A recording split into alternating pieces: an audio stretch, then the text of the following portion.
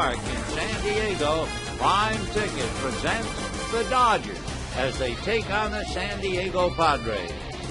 Hi, everybody, and a very pleasant Friday night to you, wherever you may be. Could be a good series, not only here, but two in Los Angeles. So 5 of the next 7 games we'll see will be between the Dodgers and Padres, broken up by a 2-game series with the Houston Astros. John Garland, former Dodger, he was 3-2. He is 4-2 tonight for San Diego with a brilliant earned run average of 1.7. The Dodgers will trot Ramon Ortiz out to the mound. He's not made a start in 3 years. The Dodgers come in here with a 4-game winning streak against the ball club that was 20 games behind them last year. Should be a dandy. We'll get to the ball game right after this.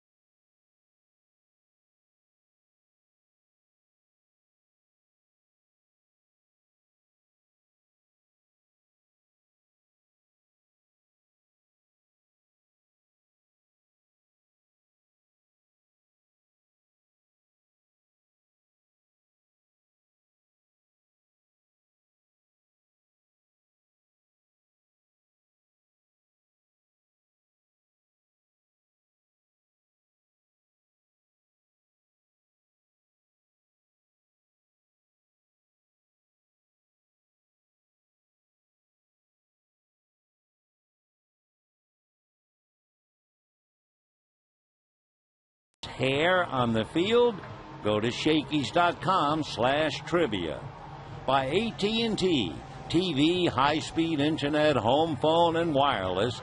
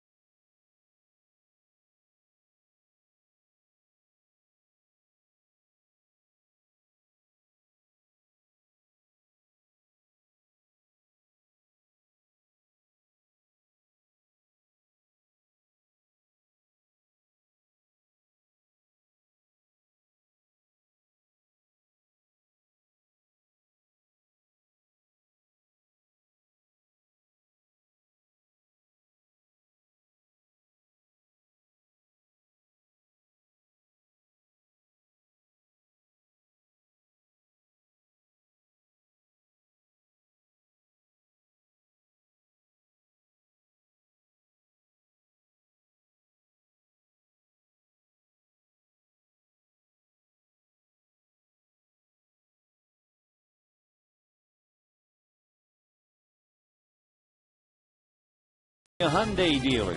Want more MPG? Hyundai has it, with 7 models that get 30 miles per gallon or more. By Shakey's. What did pitcher Doc Ellis wear in his hair on the field? Go to Shakey's.com/trivia. By AT&T. TV, high-speed internet, home phone, and wireless. Visit att.com or call 1-800-PIC-ATT for details. By Southwest Airlines. Go to southwest.com. Grab your bag. It's on. And by Wells Fargo. Together, we'll go far. Hi, everybody, and a very pleasant Friday night to you, wherever you may be. The Dodgers at Petco Park in San Diego, opening up Game 1 of the 3-game series. Last year, the Dodgers beat the Padres 10 of 18, but they lost 5 of the 9 here. Interesting, too, and I know it's early to talk about it, the plate umpire is Eric Cooper. Well, when you come to Petco Park, it has been known, and for many good reasons, to be a pitcher's ballpark. Well, Eric Cooper, who will be the plate umpire tonight, has been the plate umpire for 3 no-hitters. He had 2 Mark Burley no-hitters, and he also had Hideo Nomo's no-hitter when Hideo was pitching for Boston. It's just a thought, but with John Garland and Ramon Ortiz on the mound, they do have a pitching umpire behind the plate. Padres take the field, and for the visiting Dodgers, they put a 4-game winning streak on the line, and their lineup reads as follows. Russell Martin behind the plate with Matt Kemp and Andre Ethier. Manny Ramirez in left field hitting cleanup. Then is James Loney, Casey Blake, and Blake DeWitt. Jamie Carroll at short and thereby hangs a tail. And Ramon Ortiz on the mound. On the mound for San Diego is John Garland. John Garland, who was born in Valencia and lives in Granada Hills, went to Kennedy High School in Granada Hills, coming into this game with a 4-game winning streak, and the Padres have won 5 in a row of the games that he started. His numbers are terrific. In his last 7 starts, he's allowed 8 earned runs. In his last 5, he has not given up anything as a starting pitcher following the process of the San Diego Padres staff. So the opposition hitting .209 against Garland, and Big John ready to go against the ball club, the Dodgers. He was a member, you may remember last year, he was 3-2, and he had a fine earned run average of 2.7 while pitching for the Dodgers. Meanwhile, we mentioned Jamie Carroll is the shortstop, and that's the other story. Rafael Furcal drove down here, having played at Lake Elsinore. I think a lot of us thought he came to play, but he was not activated today. The other night, while playing and running down the line, he didn't feel 100%. He reported that to the staff, and they've opted to sit him down a couple of more days. So now the thought is he won't play at all in this series, and maybe sometime during the week against Houston, San Diego, and Detroit. So Russell Martin starts it off and takes low, ball 1, 1-0. Martin, as he checks in at the plate, hitting .259, 4 home runs, 10 runs batted in. Garland ready and works the plate and misses outside, though he's fallen behind 2 balls and no strikes. For Russell Martin, with 4 home runs, he didn't have 4 home runs last year until August. So he's quite ahead of his pace. Garland ready, and his 2-0 pitch on the way is sprayed foul off to the right, out of play. Interesting thing about Garland, with all of his impressive numbers, he averages 4.5, almost 5 walks per 9 innings. He averages about a little more than 5 strikeouts per 9. So he's fighting it. Nevertheless, he has that 4-game winning streak. The 2-1 pitch to Martin is tied up, hit out in front of the plate. He's not moving, and he's going to be tagged out by Nick Hundley. Martin obviously thought foul ball. Eric Cooper said no, and so Martin is tapped out by the opposing catcher, and that is Nick Hundley. So if you put it down in your book, you ground out to the catcher. That's hard to do. 1 away, and the batter now will be Matt Kemp. Matt Kemp, as he checks in at the plate, he was 2 for 5 in Arizona, 4 for 15 on the road trip, and takes low, ball 1. Garland keeping the ball down a great deal. When the Dodgers saw him and when he pitched in the American League, he was basically a high fastball pitcher, but he's come up with a good 2-seamer that sinks. He's behind now to Kemp, as he was with Martin. 2 balls and no strikes. Right-hander turns on the rubber. Back he comes, and Matt takes a strike. Garland is a big man. He is 6'6", 215 pounds. 8th in hits per 9 innings. 8th in batting average. 8th in slugging. 9th in rate of called third strikes, and 4th in grounded into double plays, and that's been his secret. Right-hander comes over the top and gets a strike, and Kemp jumps out of the box as if he'd been hit by a cattle prod. Body language seems to tell you he wasn't happy with the call. So the pitch he thinks is low and away, and the body language says anything but. So Matt is back up there, 2-2 the count. The next pitch, a big chopper to third. On it is Chase Headley to throw him out. 2 down in the first inning. Let's set San Diego defensively. You have Stairs, Gwynn, and Venable in the outfield. You have Headley, Cabrera, Eckstein, and Gonzalez in the infield. And you have the battery of John Garland and Nick Hundley. Kind of a cool evening here in San Diego. 66 degrees at the start of the game. Garland has always been a good pitcher, but he has always been a terrific pitcher at home, wherever home might be. And now here's Andre Ethier, who takes off the plate, ball 1. His earned run average is less than half a run, so Ethier brings up a .386 batting average, 11 home runs, 37 runs batted in. And the pitch to Andre, and that's low, so he's fallen behind each hitter, 2 balls and no strikes. Ethier in the month of May hitting .478, so Garland being very careful, and John's 2-0 pitch, and that is low, ball 3. On deck, Manny Ramirez. 3-0 the count on Andre Ethier. Here comes Garland's 3-0 pitch, and that is outside, ball 4. So he walks Ethier, and with 2 down, the batter now is Manny Ramirez. And looking back at the past to perhaps determine a little bit of the present, as Garland prepares to pitch, Manny Ramirez against him has owned him, hitting .519 with 3 home runs. So we'll see how that goes as Manny checks in. Manny batting .393 and .519 against Garland. That gets everybody's attention. Ethier short lead at first, held on by Gonzalez. Out of a stretch goes Garland. The pitch to Manny is fouled away. Upstairs off to the right, and the count 0-1. There is a huge difference with the Padres and the opponents as far as this ballpark is concerned. Last year, the Padres scored 278 runs at home and 360 on the road. Garland set at the belt. The strike 1 pitch to Manny is foul back. So Ramirez in a hole, no balls and 2 strikes. But of course, that big double with the bases loaded the other night, that was on a no ball 2 strike count. Also, with the Padres, last year they allowed 321 runs in this ballpark. On the road, they allowed 448.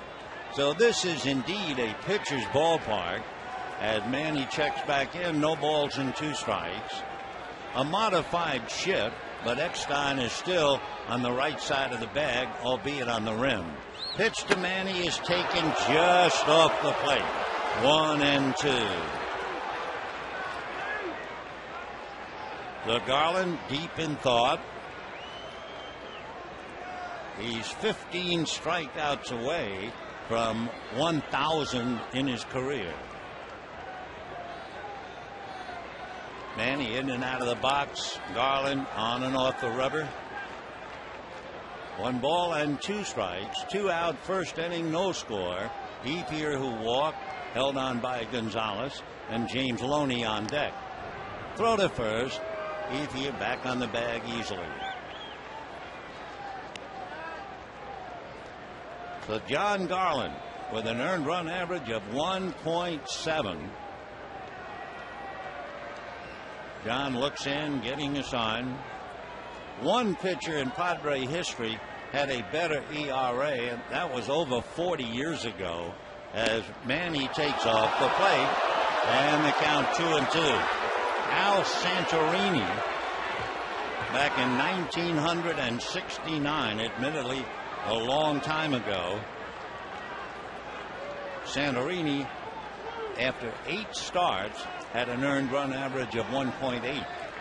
So 2-2 the count to Manny Ramirez. Ethier at first, 2 out, first inning, no score. Garland set, then backs off the rubber. So John knows that Ramirez has hurt him in the past. Garland, a 2-seam fastball, curveball, change, and he's been working on a slider. He's long and lean at 6'6" and 215. Hiding the ball back of his right hip as he reads Hundley. Now he's ready. And the 2-2 pitch to Manny. Ramirez takes way off the plate. Ball 3. So for the Dodgers, they get the slight edge. They'll be running Ethier. Adrian Gonzalez looks over into the dugout, and Bud Black is going to keep him on the bag at first. Eckstein is 2 feet out on the grass and now comes up closer to the rim. And the outfield deep, shaded a tad towards right field. That's looking at Gwynn, a little towards right center. Runner goes, the pitch is popped up. Down the line in foul ground. Gonzalez is there to make the catch. So Manny Ramirez fouls off. The Dodgers lead Ethier, and at the end of half an inning,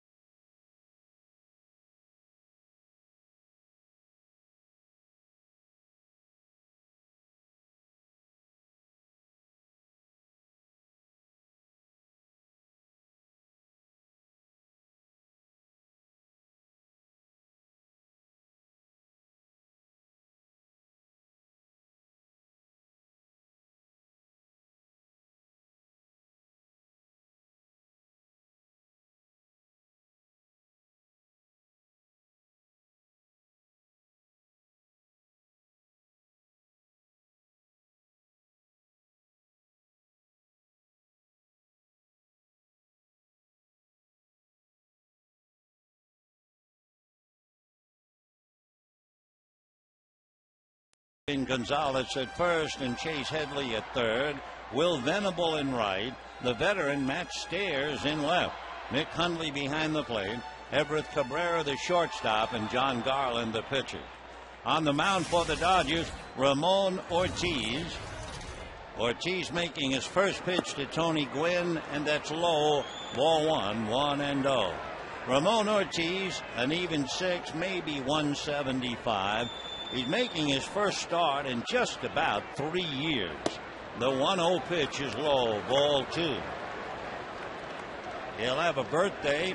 He'll be 37, the 23rd of this month. Ortiz ready and comes back 2-0, and he misses to Gwynn, ball 3, 3-0. When I tell you a few things about San Diego, you'll find it very difficult to understand why they're in first place. The 3-0 pitch, and that's ball 4. So Ortiz starts off on a wobbly note, and the batter will be David Eckstein. The Padres are below the National League average in runs per game, in batting average, in slugging, and on-base percentage. Their strikeout rate is higher than the league average. Their batting average when the hitter is ahead in the count is lower, and they're below average in RBIs at catcher, second base, third, and right field. So you say, well, how in the world can they be in first place? Well, we'll tell you as Eckstein climbs in, throw to first, Gwynn jumping back on the bag. They have pretty good speed atop the lineup, and Gwynn has stolen 8 out of 9. So that is part of their success, along with great young pitching. Now the pitch of the plate in for a strike to Eckstein. Eckstein batting .270. He looks down to Glenn Hoffman that there might be a play in the works.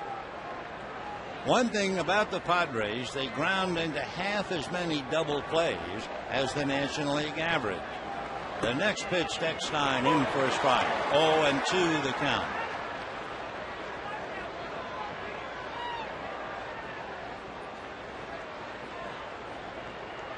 David waiting with their best hitter, Adrian Gonzalez, on deck. Now the strike 2 pitch. Ramon turns, throws to first. Gwynn diving back. Eckstein had a good road trip. 7 hits with a couple of doubles, 2 RBIs. Tough to strike out, although they have him 0-2. Another throw to first. In fact, he went 51 plate appearances without a strikeout to start the season. He's a pest without a doubt. One of 4 players on the Padres to win a World Series. Matt Stairs, Jerry Hairston, and John Garland. He fouls one down the line, back into the stands, and the count stays 0-2. Game 1 of a 3-game series here. Then the Dodgers go home, play Monday and Tuesday against Houston, and up comes San Diego for 2 before the weekend with Detroit. Strike 2 pitch. Eckstein hits a pop fly right side. Blake DeWitt angles out on the grass and puts it away. So 1 out. Let's set the Dodgers with the leather, and they shape up this way. The outfield of Ramirez, Kemp, and Ethier. The infield of Blake, Carroll, DeWitt, and Loney. And the battery of Ortiz and Martin. We were talking about this ballpark and how it is a pitcher's park, and it's really summed up if you look at the last 2 years with a fine hitter named Adrian Gonzalez. Over 2 years, he hits .246 at home, .307 on the road. Big difference. The pitch to him, up and in at the chin, ball 1. On the road over the last 2 years, 50 home runs. Here at Petco, only 26. In 2 years, he has 85 runs batted in here, 133 on the road. Just to give you an idea of this ballpark and what it does to some awfully good hitters. He swings, doesn't get the pitch, and the count 1 ball and 1 strike.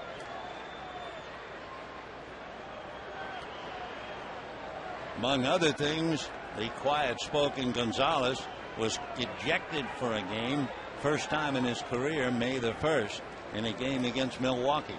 There goes the runner. The pitch is high. The throw is in time to get him. Russell Martin got it down there on a short hop, and a fine tag is turned in by Casey Blake. The Dodgers loading up the right side of the infield, and the throw and the tag by Casey in time. So 2-5 if you're scoring. Right on the money throw by Russell Martin. And now Gonzalez waiting. 2-1 the count. Adrian swings and doesn't get it. 2-2. Interesting too for Adrian Gonzalez, who's the butter and egg man here. 6 home runs, 17 RBIs. He has gone 16 games now without an extra base hit. And the 2-2 pitch is whacked in the air to right field. Going back on the ball is Ethier at the scoreboard. Gone.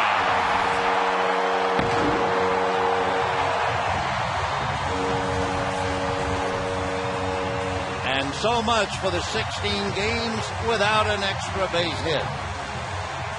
Adrian Gonzalez, clears the scoreboard and right. His 7th home run and his 18th run batted in. And it's the Padres that jump out in front 1-0. Now the batter will be Chase Headley, the fine young third baseman. All Ethier could do is stand at the base of the scoreboard and watch that go back in. Headley promptly bangs one into center field for a base hit. So with 2 out, Gonzalez homers, and Headley hits the first pitch for a base hit, and Will Venable will be coming up. Hardly had time to tell you that Chase Headley was hitting .309 and .347 left-handed. Will Venable is a left-handed hitter, batting just .214, runs very well. He's 9 for 9 in stolen bases. The outfield very deep, Kemp shading him in left center, and he looks at a strike, and the count 0-1. And the chant begins, beat LA here at Petco, and the Padres lead 1-0 in the first inning. Ramon Reddy comes back to his hitter, a check swing foul up along third, and a no ball 2-strike count. Last year, the Dodgers lost 5 of 9 at Petco, made up for it by winning 6 of 9 at Dodger Stadium, including the first 5 straight against the Padres. Out of a stretch goes Ramon Ortiz and throws to first. Chase Headley over there on the bag. He's 9-0. There's a lot of speed on this Padre ball club. Headley, a cautious lead, held on by Loney. Another throw to first. It's hard to believe last year the Padres finished 20 games behind the Dodgers. They were 75 and 87. And here they are in first place with Bud Black at the helm, 3 in front of the Giants and 5 ahead of the Dodgers. There goes Headley, and a fly ball to shallow right. Ethier has it under control and makes the catch for the out. However, Adrian Gonzalez hits a home run, clearing the scoreboard at the end of an inning. 1-0 Padres.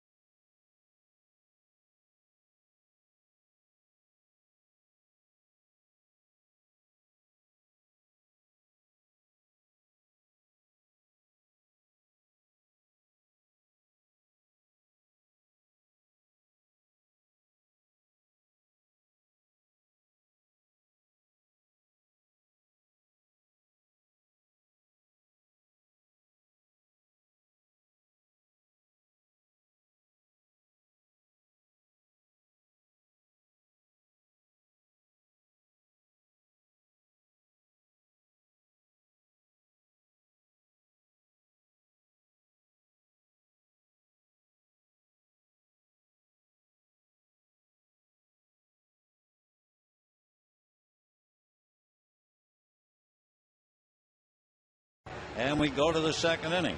It'll be James Loney, Casey Blake, and then Blake DeWitt.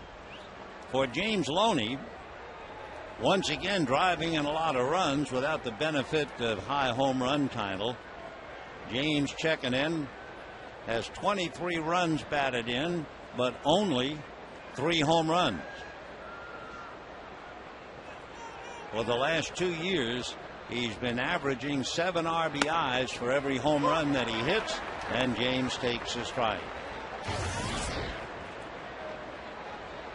0-1 the count. Loney, Blake, and DeWitt. 1-0 San Diego, second inning. The next pitch in for a strike, and the count 0-2. We told you that Garland is a terrific home pitcher, just about wherever he pitches, but he's just a part of the Padres story. Strike 2 pitches outside, ball 1.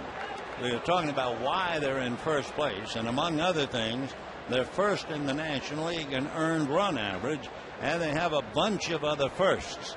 The pitch to Loney. Fly ball down the left field line. Stairs is going to have to come over. It bounces fair and goes down into the corner, bouncing up into the seats. And Loney has himself a ground rule double. And Bud Black, John Garland, and the catcher Nick Hundley are going to argue. Black is going to go to see Mike Riley. And you could read Bud Black. He hollered foul ball.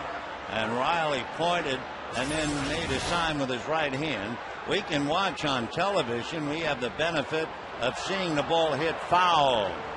So if they do indeed go and look at the replay, Loney's ball was foul. Mike Riley missed it. Now Matt Stairs argues. And Black apparently is just going to walk away after having argued. Stairs certainly would have known he was chasing it, and Black keeps gesturing down the line. Riley, a veteran umpire, answering back. But of course, in the Padre dugout is looking right down the left field line. For Mike Riley, a tough call, but take a look again as the ball comes down in the left field corner. It's foul a couple of inches, but it is definitely foul. Mike Riley has been umpiring for 33 years, and Bud Black might give him the benefit of the doubt, but Black is angry, and obviously so. So Loney gets a big break. A foul ball is called fair. He has himself a double with nobody out, and Blake, DeWitt, and Carroll now trying to pick him up and get the Dodgers even. For the Dodgers, a change on the coaching lines tonight. Jeff Pentland is the first base coach. Mariano Duncan is over at third. Larry Boa's daughter is a law school graduate today. So Mariano's at third in his stead. A look back by Garland, and Loney back on the bag. The Padres are first in the league in fewest runs allowed, fewest hits allowed, fewest home runs allowed. On and on it goes. So Garland set and again turns on the rubber. He doesn't like the fact that Loney has a pretty substantial lead. Everett Cabrera, with a right-hand hitter up there, can't afford really to get behind him. Garland ready in the pitch to Casey Blake, and that's taken low. Ball 1, 1-0. Casey batting .245. He's been struggling. 3 home runs, 19 runs batted in. Garland looks down the barrel to get a sign. Now the right-hander ready, and the 1-0 pitch on the way to Blake is taken for a strike. Casey Blake has had more at-bats against Garland than any other Dodger because they faced each other so often in the American League. Casey has 4 home runs against Garland and a .273 batting average. John turns, fakes a bluff. About all he can do as Loney goes back to the bag. Remember, Garland back in 05 and 06 had back-to-back years for the White Sox when he won 18 games. When he went to the Angels in 08, he won 14. It's been a struggle, however, ever since. His 1-1 pitch time called at the plate just as Garland was ready to deliver. So wisely, he let the ball fly. when they call time on a pitcher who's in a motion, it's so much better to just let go of the ball. There you can see time, and so he just let it fly rather than perhaps stop and tear a muscle. 1-1 the count. 1-0 in favor of San Diego on Adrian Gonzalez home run. We're in the second. Casey Blake takes down and away. 2 balls and 1 strike the count. If the Padres score anywhere from 3 to 5 runs, their winning percentage is over 700. 3 to 5 would be a bunch of runs in this big ballpark. 2-1 the count to Casey Blake. Garland at the belt, ready, fires, and it is low, so he's behind to Casey. 3-1. Blake DeWitt on deck. Adrian Gonzalez broke a drought, 16 games without an extra base hit, by hitting a home run in the first inning, and the Dodgers now trying to come back with Blake and Blake DeWitt to follow. Garland looks in, reading Hundley signs. Loney, short lead, increases it a step.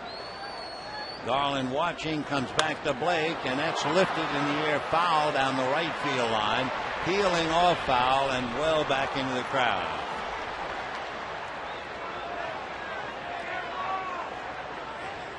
Three and 2 the count. The Padres so far, they've had 16 home games, and they're averaging 22,000. They are 11-5 at home. The Dodgers are 10-6. They are 11-7 on the road. The Dodgers are 7-11. 3-2 the count to Casey Blake. Garland at the belt, ready. The pitch to Blake inside, ball 4. So the Dodgers have first and second, nobody out, and Blake DeWitt coming up. There is one other thing about these two clubs. They are successful within the Western Division. The Dodgers are 9-3 against Western Division clubs, and the Padres are 12-6. So 2 on, nobody out, with Blake DeWitt followed by Jamie Carroll. Joe Torre versus Bud Black as far as the managerial contest is concerned. And Garland delivers, and he's high, ball 1. They told you that he is averaging 5 strikeouts and 4 walks per 9. Though Big John is fighting it. Pretty hard to have those numbers and still have an earned run average of 1.7. Garland at the belt, looks at the runners, comes back, and DeWitt takes a strike, and the count 1-1.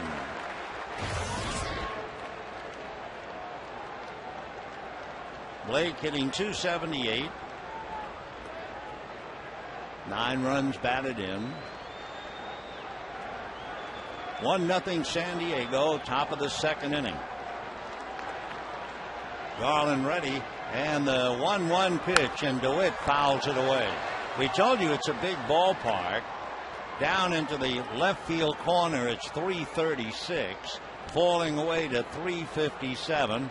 There's a wedge out there in left center, 401, 396 to straightaway center, 400 to the wedge in right center, 322 down the right field line with a jury box that juts out to give you some extra angles down there, as if you're playing inside a pinball machine. 1-2 the count to Blake DeWitt. Nobody out, second inning, 1-0 San Diego. Dodgers got a big break. A foul ball was called fair, and James Loney a gift double, and then the walk to Casey Blake. So Blake DeWitt does not have an at-bat in the past against John Garland.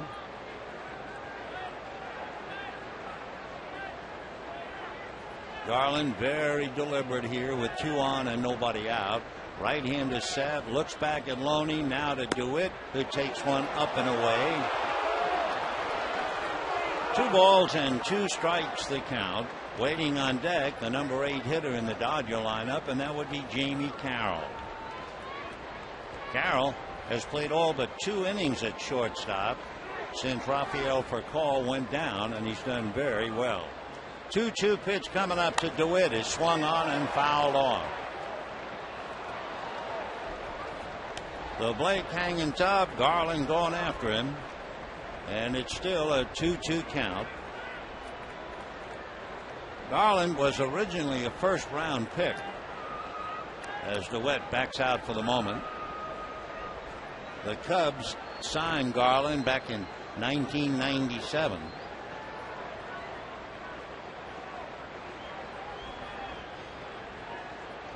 Interesting that he never made it with the Cubs, and he made it with the White Sox. The next one in the dirt gets away from Hundley, and the runners move up to second and third.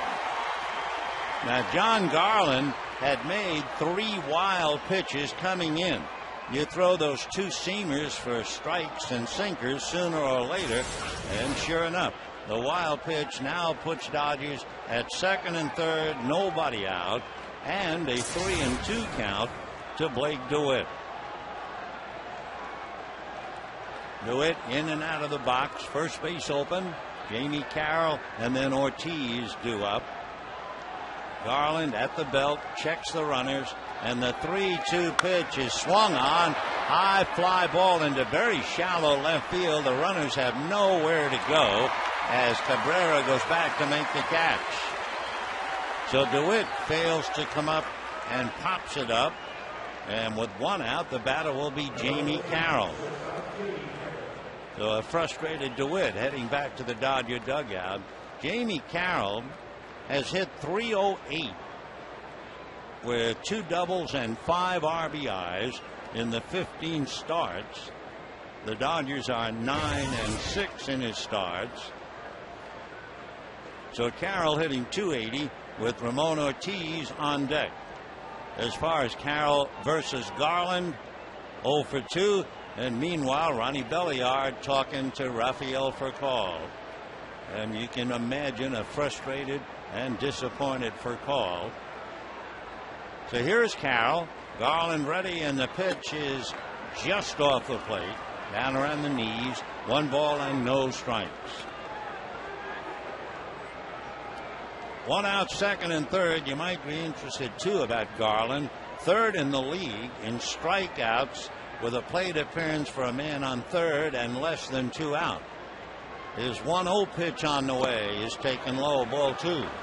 2-0 the count. Carroll backs out and looks down to Mariano Duncan.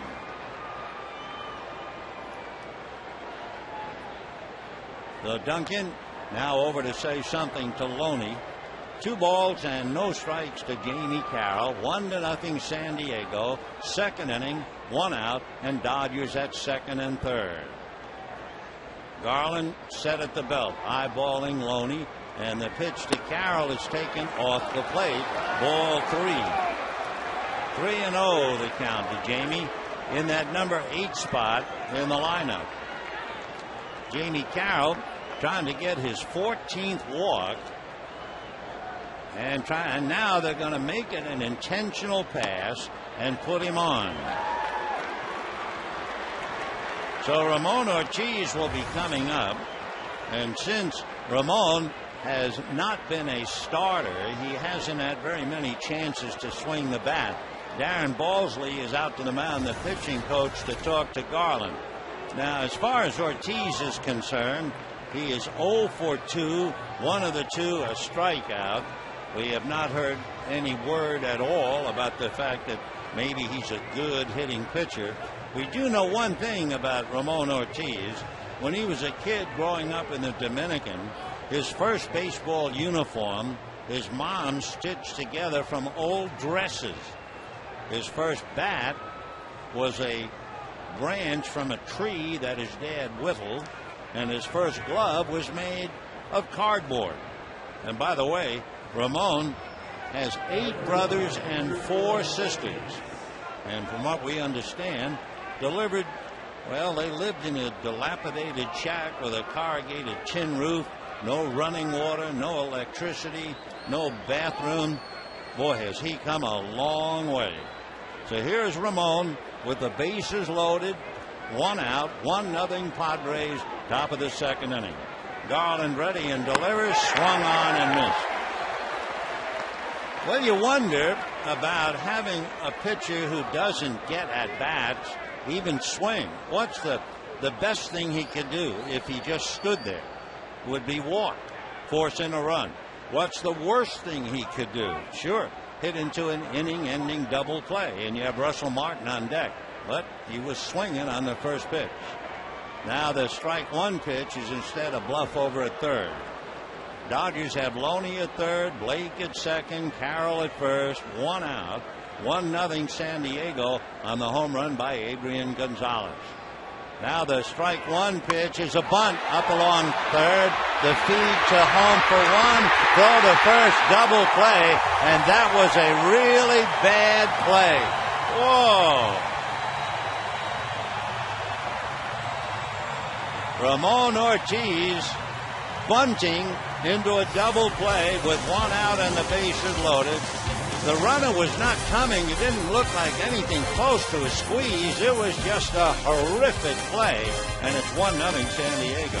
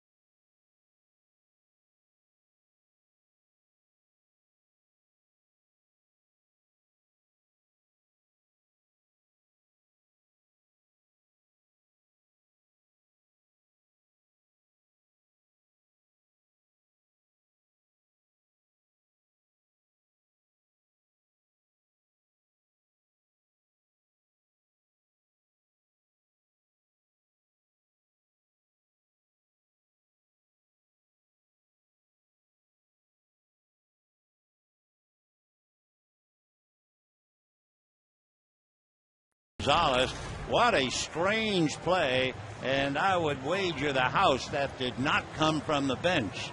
Ramon hoping that somehow he could surprise with a bunt, and instead he bunted it right back to the mound, and the Padres get off the hook. So in the bottom of the second inning, with the Padres leading 1-0, Joe Torre had a conversation with the plate umpire Eric Cooper.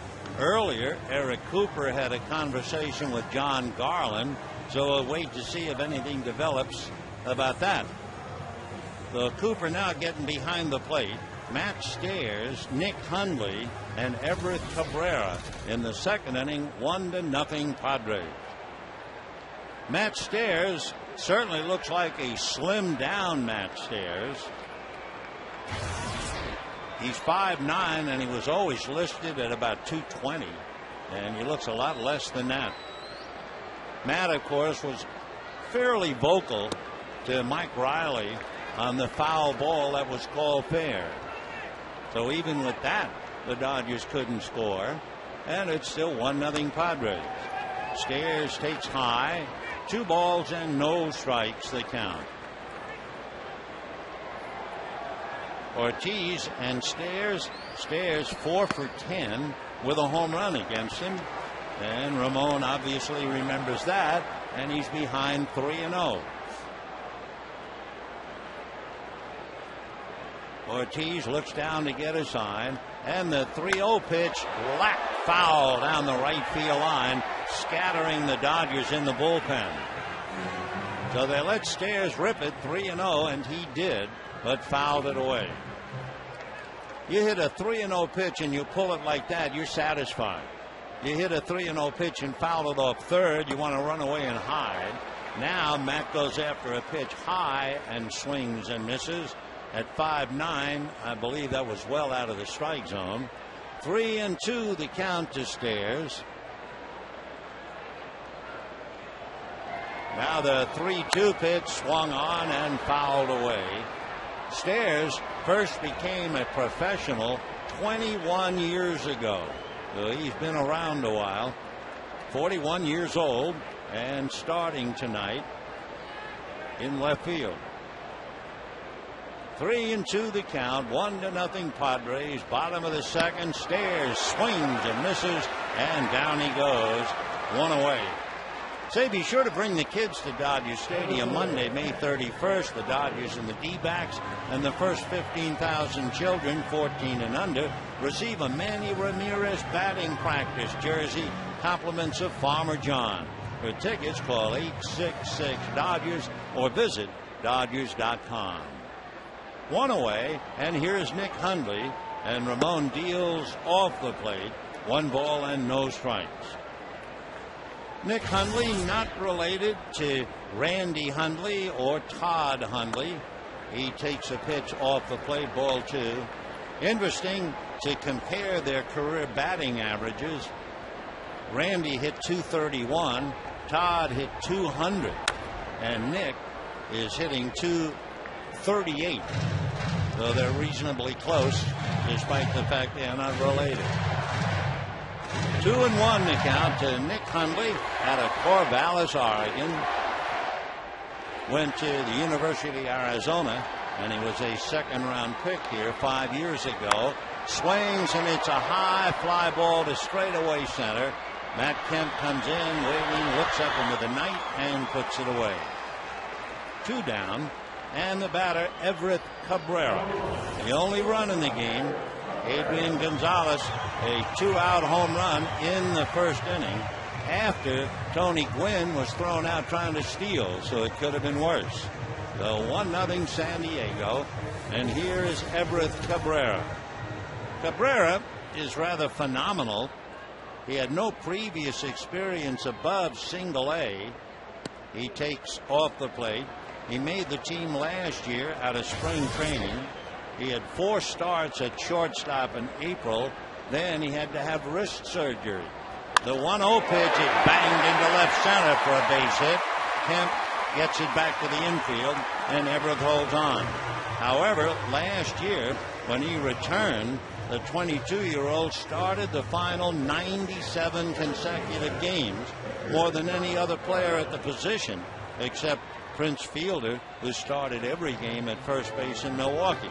And now Cabrera, the regular shortstop, comes up with a base hit. He could use it. He was batting only .209. So that, if nothing else, brings up John Garland with Cabrera at first. 2 outs, second inning, 1-0 in favor of San Diego. Cabrera has stolen 4 out of 6. You would expect him to stay at first with the pitcher at the plate. Garland is just 1 for 10. And the pitch to him in for strike, and the count 0-1. San Diego 1 run, 3 hits. Dodgers no runs, 1 hit. Dodgers had 3 men on in the second inning with 1 out and came up empty. The pitch to Garland, a high chopper up the middle. Charging is Carroll. Easy play to win the inning. So no runs, 1 hit, a man left. And at the end of 2, Padres 1, Dodgers nothing.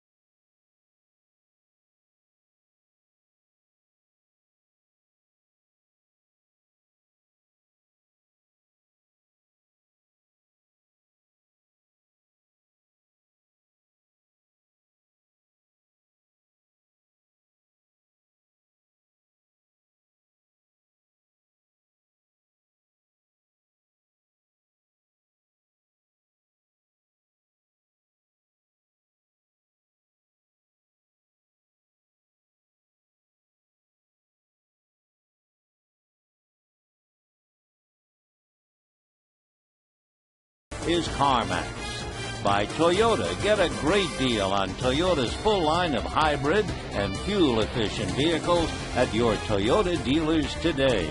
And by Corona. Third inning here at Petco Park. 1-0 in favor of San Diego.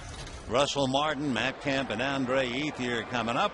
And the first pitch to Martin, down and away, ball one.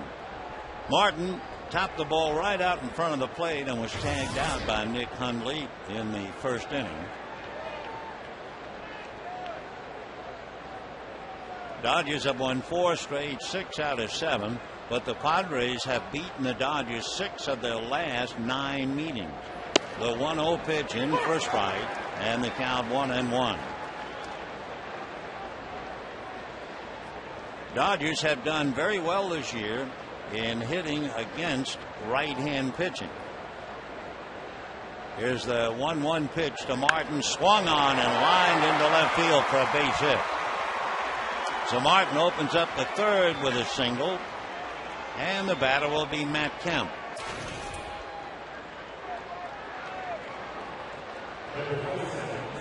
Matt Kemp followed by Andre Ethier. Russell at first base representing the tying run. And Matt climbs in, hitting .275, 7 home runs, 22 runs batted in. Dodgers are hitting, or at least came into the game, hitting .288 as a team against right-hand pitching. Throw to first. Martin dives back on the bag. Left-handers slow them down. They're hitting in the 240s against left-handers.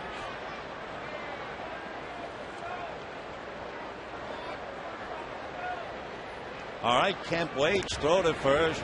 Russell Martin jumps back on the bag. Martin 2 for 2 in stolen bases. Garland very deliberate, plants the right foot, looks in to get a sign. Now the 6'6" right-hander set, ready and deals. Foul back into the wire, and a no ball, 1 strike count to Matt Kemp. Tomorrow, a 5:35 game. Clayton Kershaw will go against Kevin Correa. Sunday afternoon, Chad Billingsley and the left-hander Wade LeBlanc. 0-1 the count to Matt Kemp. 1-0 Padres. Adrian Gonzalez homered in the first inning.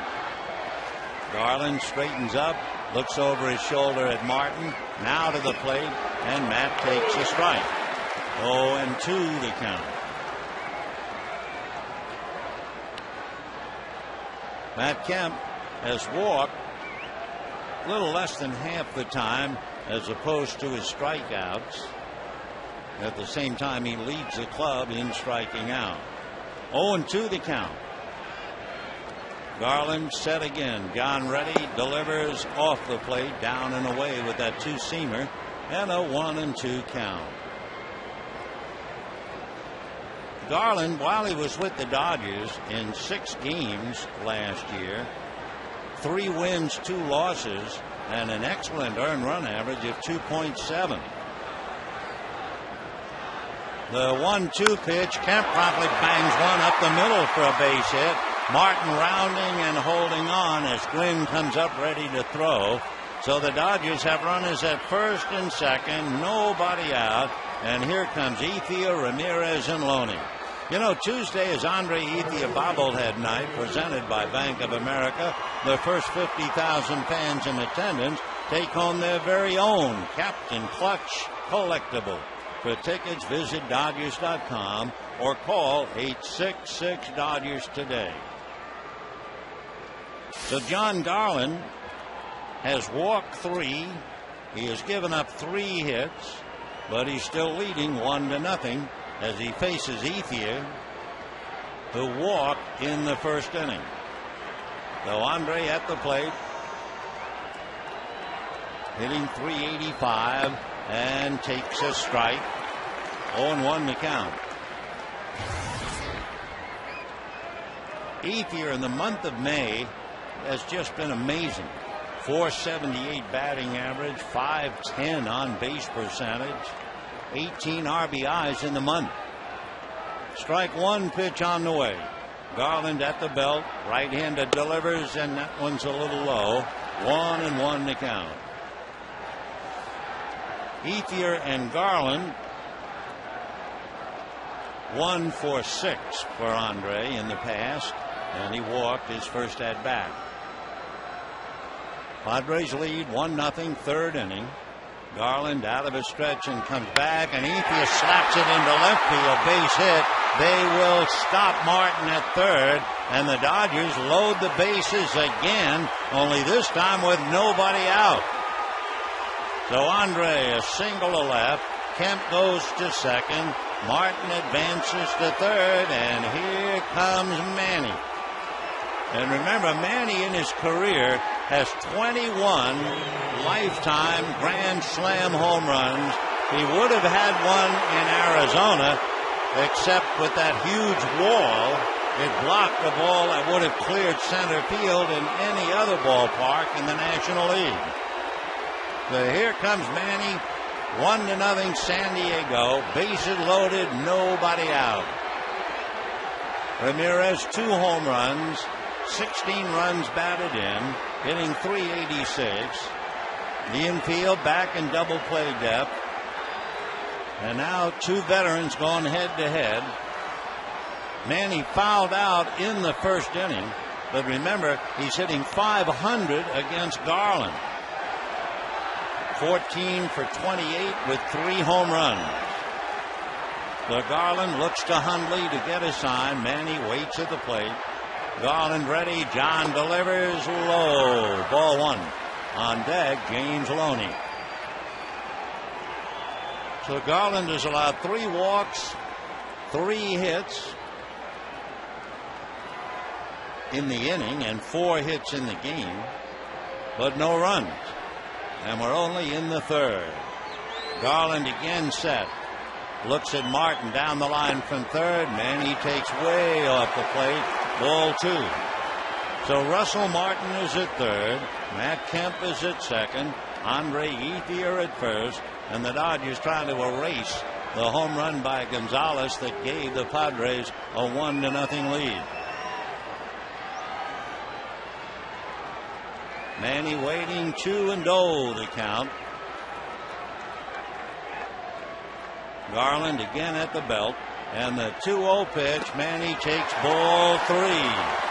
Now 2 thoughts you have. Number 1, if Garland comes over the plate 3-0, Joe Torre might very well green light Manny Ramirez. And you can bet Garland is thinking about that very fact right now as he lifts his head, gazing over towards the stands back at third base, heaves a big sigh, now plants the right foot on the rubber, head down. No matter when he looks up, he's going to see Ramirez. 3-0 the count. Garland out of a stretch, and the 3-0 pitch swung on and missed. So you had the feeling that they'd green light Manny, and he came up empty, and the count 3 balls and 1 strike. And of course you figure, okay, green light 3-0, he's going to get a green light 3-1. Manny back up and waiting, 3-1 to count. And Garland ready. Right-hander's pitch is swung on, whacked into right field, base hit. 1 run will score. Everybody moves up 90 feet, and the game is tied. The line drive was hit so hard that it landed in front of Will Venable, and the Dodger runners had to hold on. So Manny delivers a single to right, and that's 4 consecutive base hits. And Darren Balsley gone out to the mound to see if he can help Garland with James Loney coming up.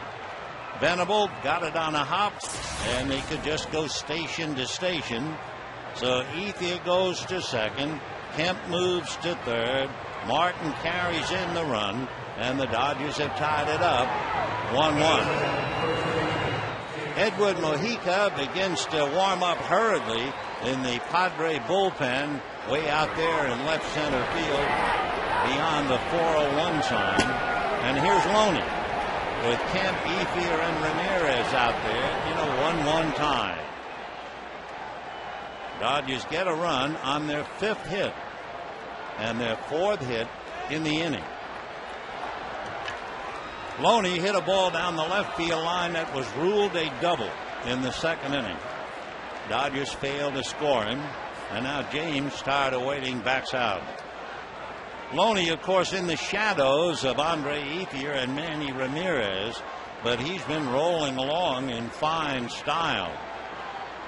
23 runs batted in, takes one low, it gets away from Hundley, but not far enough for the runners to try to advance. So Kemp holds at 3rd, Ethier at 2nd, and Ramirez at 1st. And Hundley, along with Eckstein, meeting Garland in front of the mound. Loney on the road trip, which really means those games in Arizona. James was 7 for 14. He hit 500 in Arizona.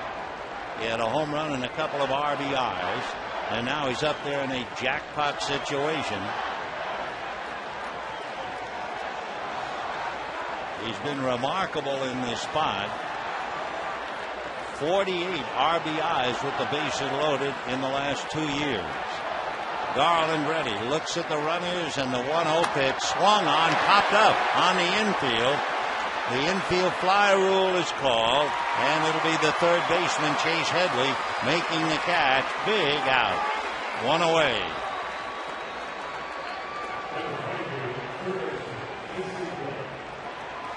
A 1-1 tie in the 3rd inning.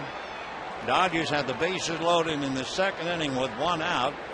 And inexplicably, Ramon Ortiz got it into his mind to bunt and bunted into an inning-ending double play.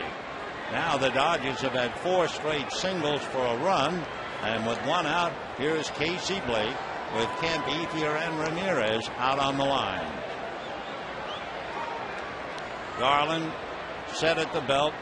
John deals, and Blake takes low, ball 1. John Garland has been a major league pitcher for 10 years. In fact, this will be his 11th.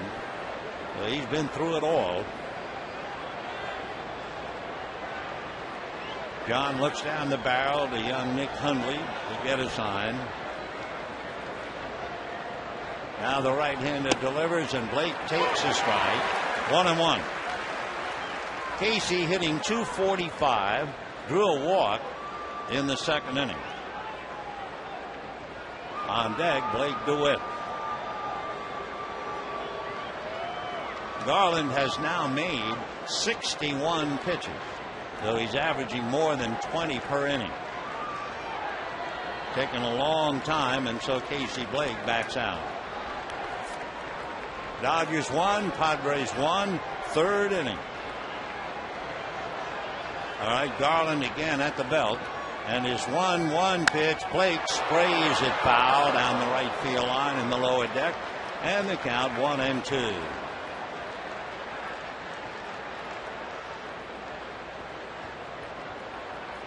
Another meeting now. Hundley out to the mound to talk to Garland.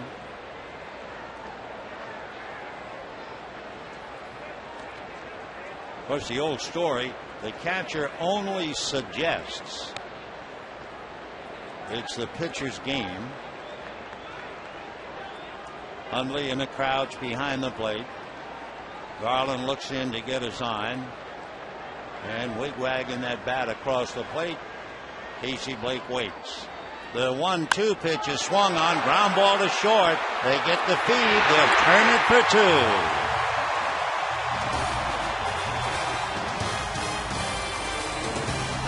So the Dodgers have had the bases loaded twice. They've produced 1, and it's tied.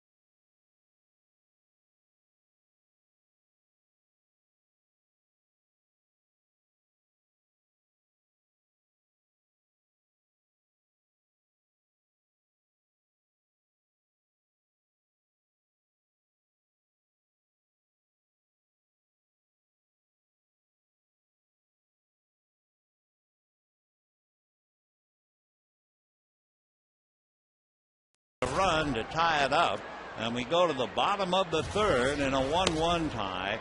Tony Gwynn takes the strike. By the way, how tough is John Garland at home? When Manny got the base hit to drive in a run, that's only the second earned run that Garland has allowed in 22 innings here.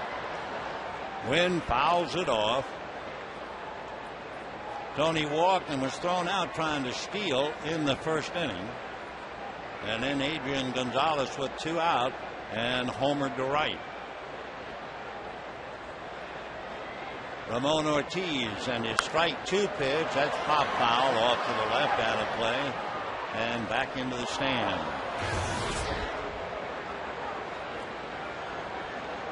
Tony Gwynn, born in Long Beach, lives in Poway with the family. Went to school at San Diego State and was a second-round pick by Milwaukee. The strike 2 pitch is low, ball 1. In high school, Anthony was a very good basketball player. He was drafted after high school, but he opted to go to state. Line drive speared by Loney. So Tony Gwynn hits a BB, but it's snared by James and went 1 away here in the third inning. The Padres are 22-12. In 1998, after 34 games, they were 23-11. That was a team that went all the way to the World Series, only to lose to the Yankees. And the pitch to David Eckstein is a strike. 0-1 the count. 1-1 in the third. Ortiz right back with a good fastball that seemed to have a lot of sink on it. And the count, no balls and 2 strikes. So the boy from the Dominican with 8 brothers and 4 sisters working a big one. And Eckstein hits one inside first, down the line, into the Dodger bullpen. And Eckstein will hold up with a stand-up double. David Eckstein just did get it over the bag. That would be his 8th double, reason for him to smile. And here's Adrian Gonzalez, who had gone 16 games without an extra base hit, only to come alive here in the ballpark and clear the scoreboard in right field to give the Padres a brief 1-0 lead. Gonzalez, 7 home runs, 18 runs batted in, hitting .271. A local boy, and Gonzalez will have to wait as Martin goes out to the mound. Adrian Gonzalez, born in San Diego. Family is here. His father owned an air conditioning company in Mexico. He has a brother, Edwin, you may remember, who got up to the big leagues after about 10 years in the minors to play a little third base here. And we understand that brother Edwin will play in Japan this year. All right, Ramon is ready. Eckstein at second with 1 out, and the pitch way inside, ball 1.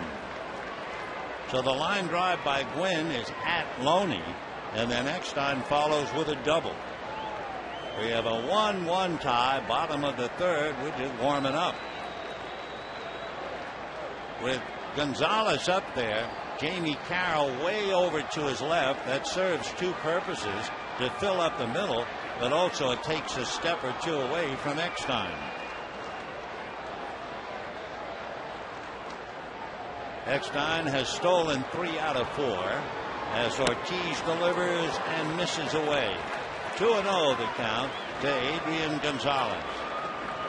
Gonzalez had 40 home runs last year and 99 runs batted in.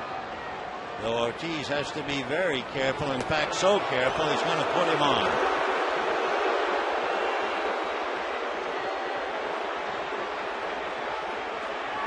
So they take the bat out of Adrian Gonzalez's hands, and they'll go after Chase Headley.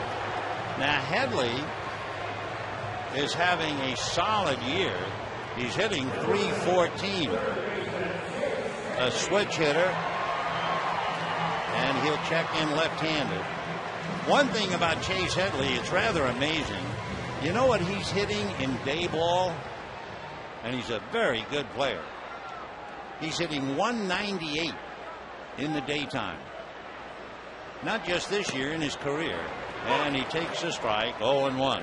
However, he has always been highly rated. He was a #2 pick by the Padres out of the University of Tennessee 5 years ago. 0-1 the count to Chase Headley. Strike one pitch on the way is a little high. He's 6'2" and 210. Not only a very good baseball player, he was the high school valedictorian and an academic All-American. So he's got some brains as well. 1-1 pitch to Chase Headley is taken for a strike on the outside corner. 1-2. He's a Colorado boy, and I'm sure glad to be here in San Diego. Boy, the weather in Denver has been absolutely brutal. They had a game postponed today again because of weather. Here's the 1-2 pitch to Chase Headley. Ortiz delivers, swung on and fouled away.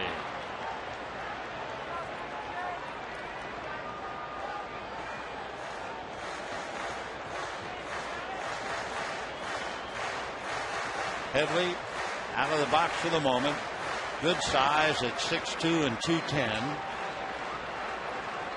Headley just had his 26th birthday on the 9th of May.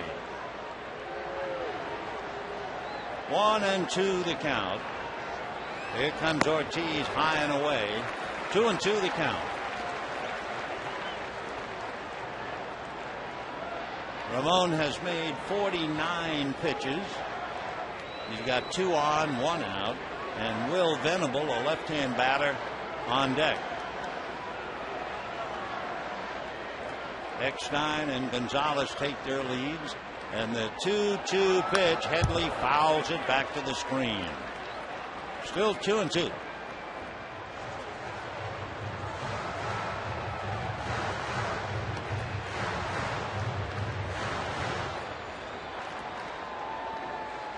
Headley was a lot heavier than he is now. In fact, last year, Padres had him lose about 20 pounds, and then they wanted him to put it back on because he had lost strength. He swings, grounds it foul down the right field line, bouncing up into the chairs. So Headley is there, 2-2 the count.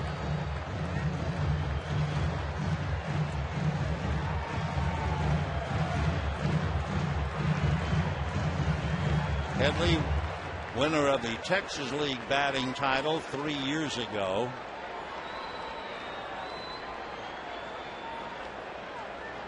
Now Chase batting left-handed. 2 on, 1 out, 3rd inning, a 1-1 tie, and Headley takes an off-speed pitch high. Ball 3.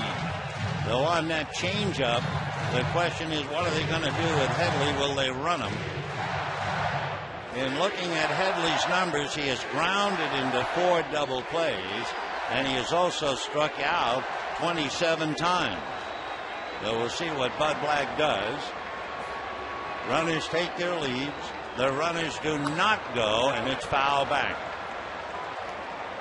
So Eckstein at second, Gonzalez at first. Another thing the Padres have done so far is avoid the double play. They've only grounded into 14. Dodgers have grounded into 18. So the runners were not going. We'll see what they do this time. 1-1 tie, 3rd inning, 1 out. Check of the runners, they do not go, and it's swung on and missed. Well, no doubt with Headley having struck out 27 times, Bud Black decided not to gamble. That was a 10-pitch at bat, and Headley wound up swinging at ball 4. So 2 on and 2 out, and here's Will Venable, chip off the old block. Venable's dad played in the big leagues for years. Left-hand hitter, and he takes off the plate, ball one. Will Venable flied to right field in the first inning. He's 0 for 1. He went to school at Princeton. Now the 1-0 pitch on the way, fouled off. 1 ball and 1 strike. Will's dad, Max, spent 12 years in the big leagues with the Giants, the Expos, and the Reds. He's now a coach in the Reds organization. He also played in Japan for 2 years. And for Will, he was over in Japan for his 3rd and 4th grade. Here's the 22nd pitch of the inning by Ramon. It's slapped into left field, base hit. Here comes Eckstein to the plate. He will score, and the Padres lead 2-1.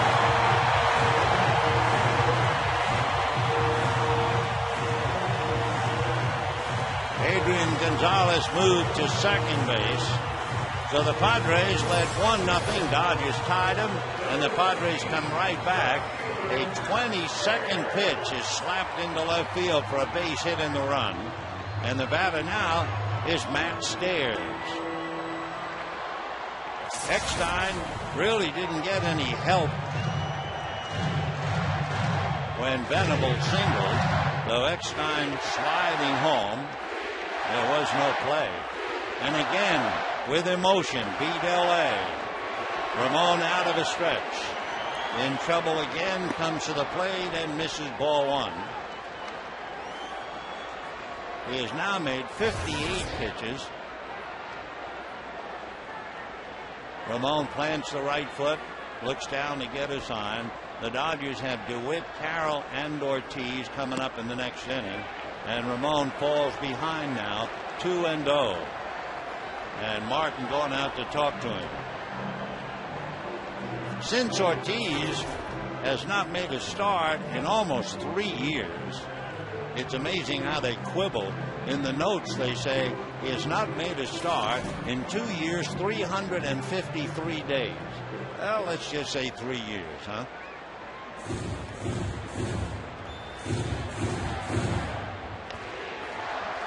Ramon in trouble.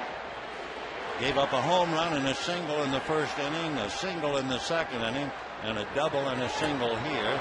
Big, long swing and a miss by Stairs. And the count, 2 balls and 1 strike.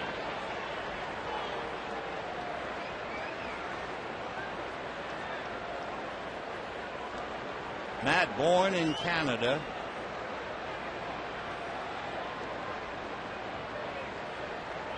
Not a hockey player. Strictly baseball. 2-1 pitch is hit in the air and deep. Going back for it is Ramirez and makes the catch 5 feet shy of the track. So Ortiz survives the inning, but he gives up 1, and it's 2-1 San Diego.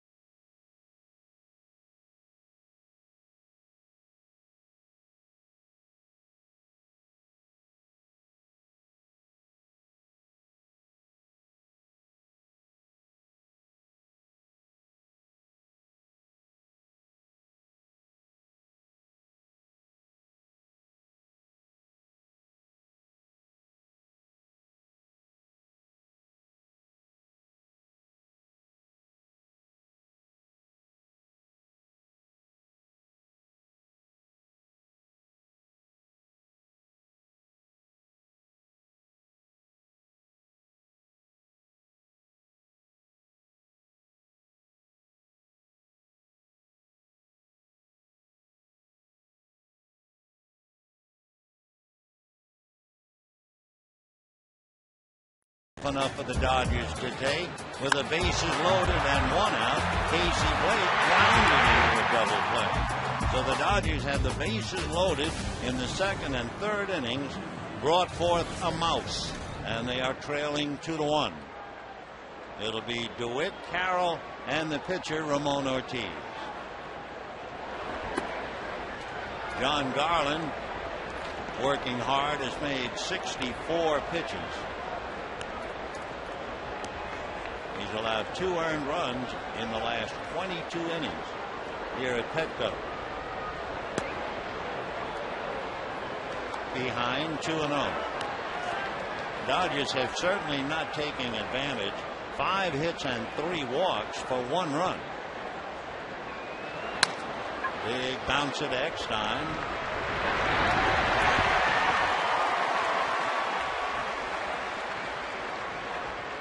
So with 1 out, the batter will be Jamie Carroll.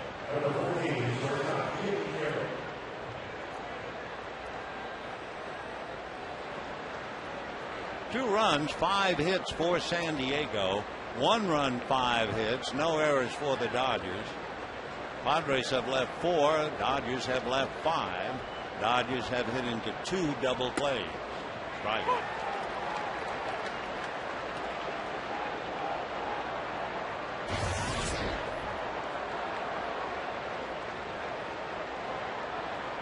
Jamie hitting 280. 1 ball, 1 strike.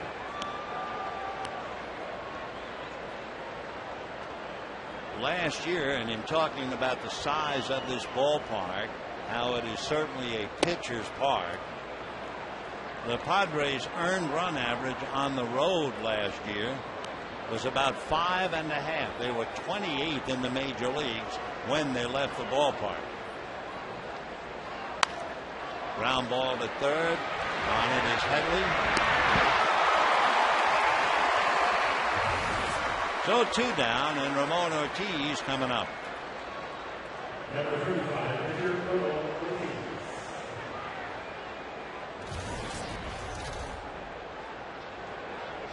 Ramon trying to surprise with the bases loaded and 1 out in the second inning, and bunted into a double play.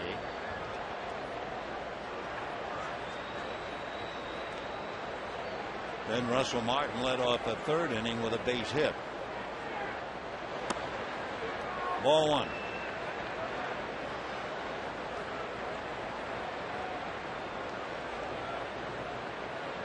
With Ramon starting tonight, he is the 8th starting pitcher used by the Dodgers. Last year the club used 12 different starters, and they used their 8th starting pitcher on May 16th. So they're just slightly ahead of last year. For Rick Honeycutt, Don Mattingly, Joe Torre, Bob Schaefer, down 2-1 in the 4th. 2-2 to Ramon.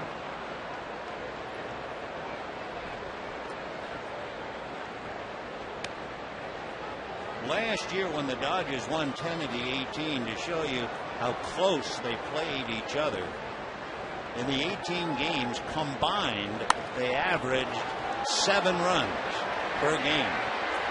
Nice catch by Adrian Gonzalez.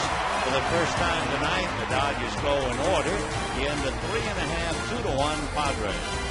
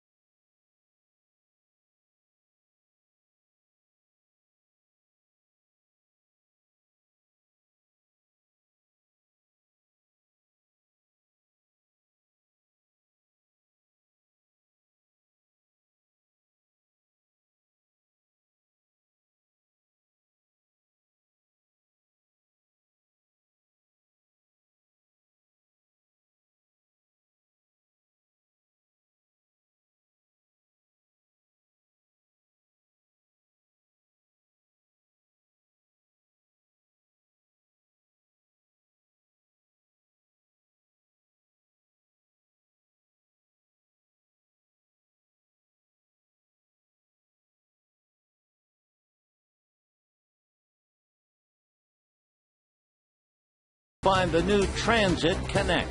Check it out at scforddealers.com. Bottom of the fourth inning, it's 2-1 in favor of San Diego. Nick Hundley, then Everett Cabrera, and John Garland, and Ramon Ortiz, who has made 61 pitches, gone to work. 4-1. Hundley flied to center in the second inning. Nick 0 for 1.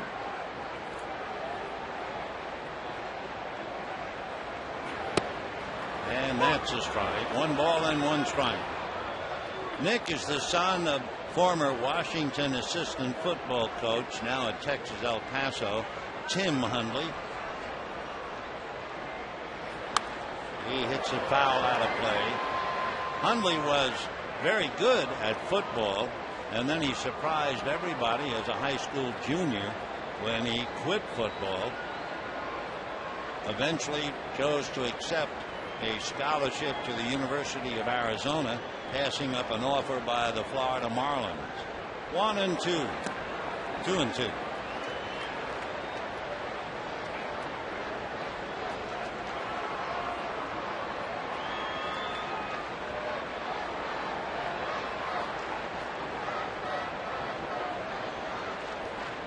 Two balls and 2 strikes to Nick Hundley. Down he goes. The other catcher who's been playing very well and hitting up a storm of late, Yorvik Torrealba, formerly of the Colorado Rockies. And Torrealba, can't quite say he's a backup. He's there waiting if they need him.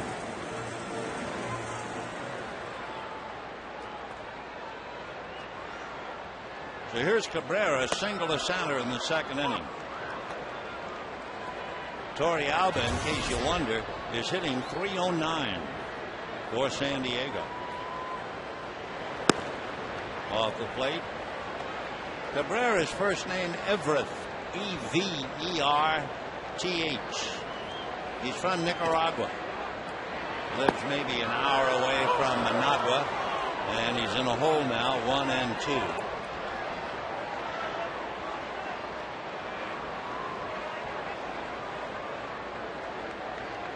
He's 23 years old. He'll be 24 in November. High bouncer, Blake DeWitt. 2 down. And the batter will be John Garland, who grounded out in the second inning.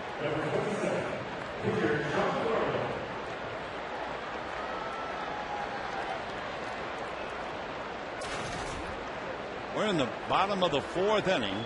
The Padres 2 runs, 5 hits. Dodgers 1 run, 5 hits. Foul back. That staggered the plate umpire, Eric Cooper. Boy, he took that straight on.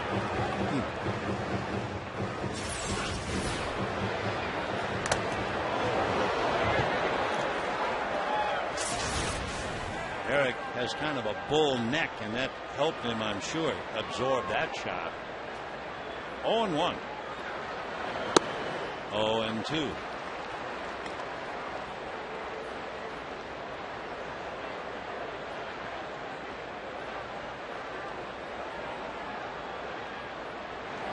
And that'll do it for Garland as he strikes out. 1-2-3 inning for Ramon Ortiz, and at the end of 4, 2-1, San Diego.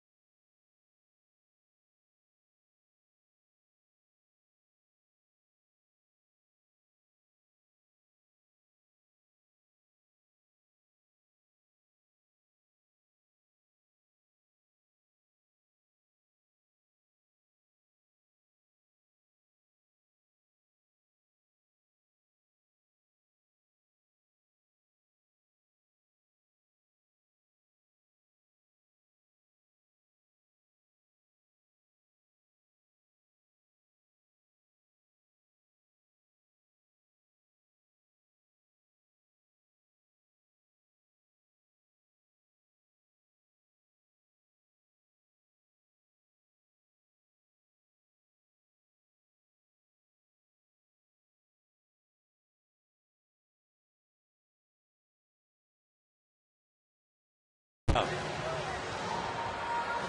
For the Dodgers, who really squandered two great opportunities, now start in the fourth inning with the top of the order.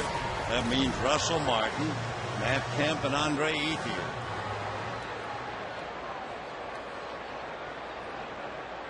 Garland retired the side in order for the first time in the fourth inning, and Ramon Ortiz did the same thing. Ball one.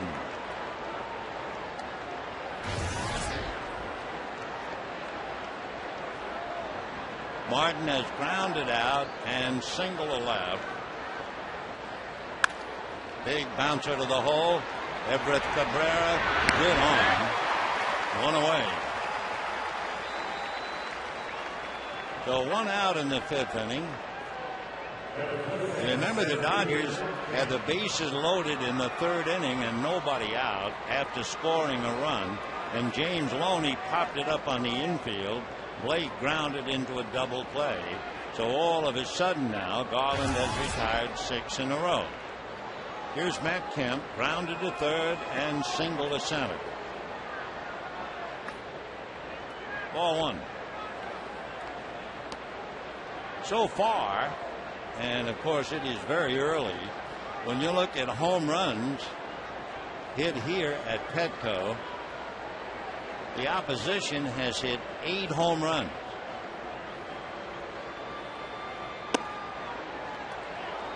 Padres have managed to hit 12. So there's only been 20 home runs hit here. Then Gonzalez hit one tonight, and this is the 17th game. So it's a tough park no matter how you cut it. 2-1 the count to Matt Kemp.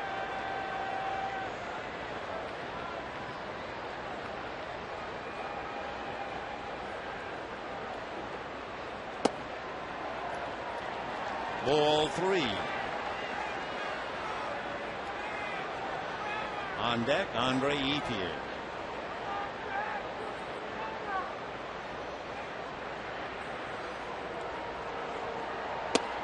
And you walk him. So the Dodgers have 5 hits and 4 walks in 4 1/3 innings, and they have 1 run. Matt Kemp has stolen 5, but he has been caught 7 times. Andre Ethier walked in the first inning and single to left in the third.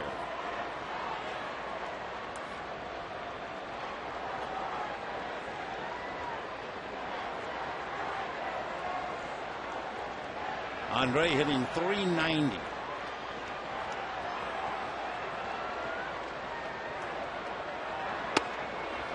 Off speed in there for a strike. 0-1. Mid-70s curveball. On deck, Manny Ramirez.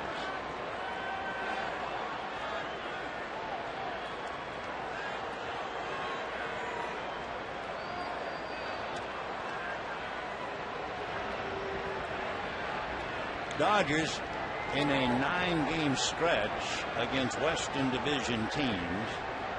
They've won 5 out of 6.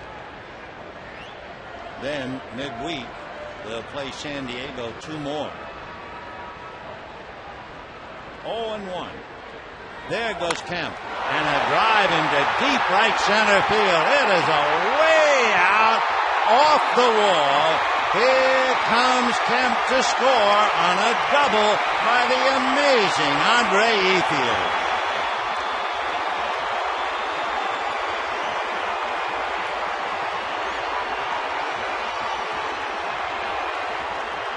So Ethier comes up with his second hit plus a walk, and he hit that thing 400 feet away. It hit the base of the right center field wall. Matt Kemp scoring right at the 400-foot sign. Gwynn got it back in, but by that time Kemp had scored. So it was 1-0 San Diego, and the Dodgers tied it. It was 2-1 San Diego, and the Dodgers tie it again. And Andre Ethier in the month of May He now has 24 hits, 9 doubles, and 19 runs batted in. It is indeed the merry month of May for Andre Ethier. Here's Ramirez, fouled out, single to right to drive in a run. Trying to pick up Ethier and get the Dodgers out in front. And a strike.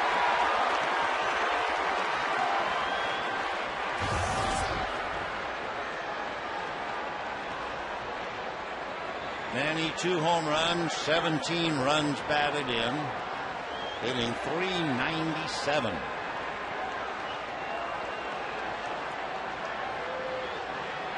Oh and 1.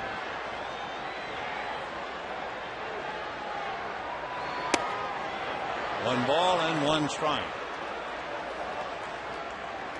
Garland has to be very careful with Ramirez. As we told you, coming into the game, Manny was hitting .519. He has 3 home runs against Garland, and he singled to drive in a run in the 3rd inning. 1 ball, 1 strike. That's a strike.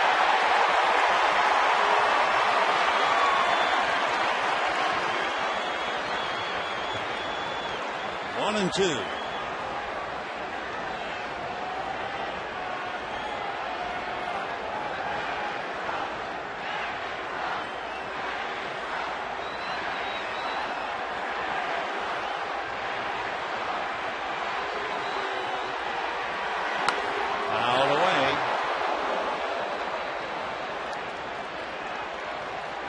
Still 1 and 2 to Manning.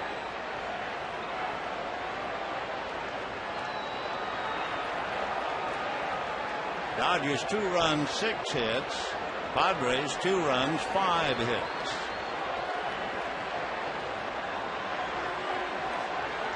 Andre Ethier looking for a ride home. And a little ground ball to the right side. Will get the out. Ethier moves to 3rd. And James Loney will be coming up. Down in the Padre bullpen, since Garland is ready to make his 90th pitch, they get right-hander Ryan Webb up.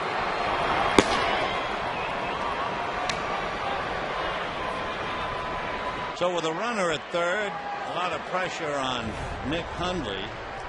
Garland had a wild pitch in the 2nd inning. John has 4 wild pitches. And here's James Loney. He's been on a tear.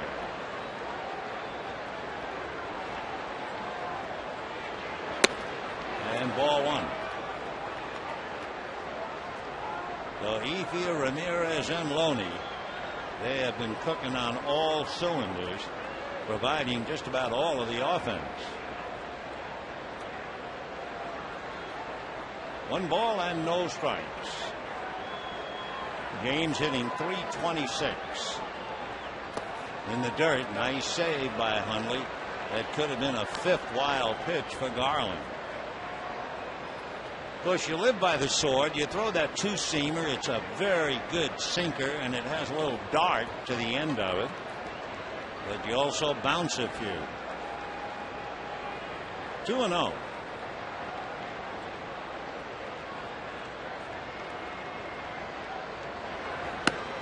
That's a strike. On deck, a struggling Casey Blake. Casey get into a double play to win the 3rd inning.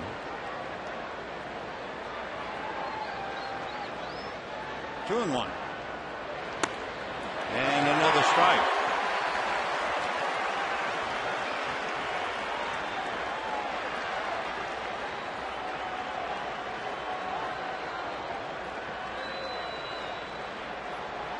In the inning, Kemp walked, and Ethier doubled him in to tie up the game. This is wild here. 2 balls, 2 strikes, 2 out. Ball 3.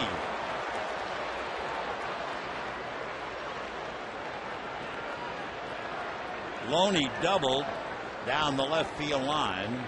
Replay showed it was foul, but Mike Riley saw it fair. And the Dodgers still did not score back in the second inning.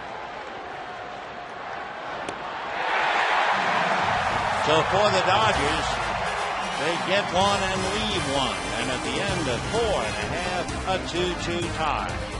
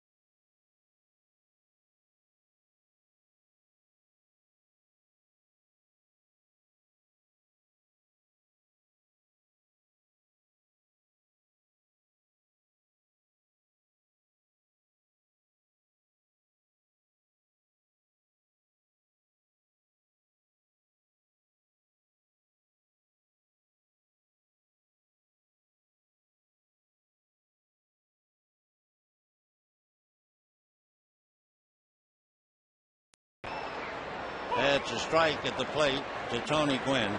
Look at the month, 12 games. He is 24 for 48 with 9 doubles, 5 home runs, and 19 runs batted in. Amazing. And Andre, tonight, a walk in the first inning, a single left in the third, and a 400-foot double to drive in the tying run. 2-1 the count to Gwynn. Tony walked and lined out to Loney. Tony is 6 feet 190, so taller and leaner than his dad.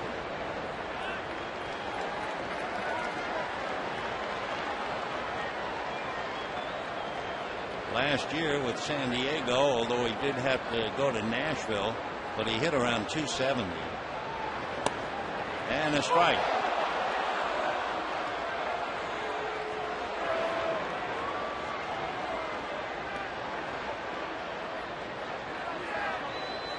Three and two to Tony Gwynn.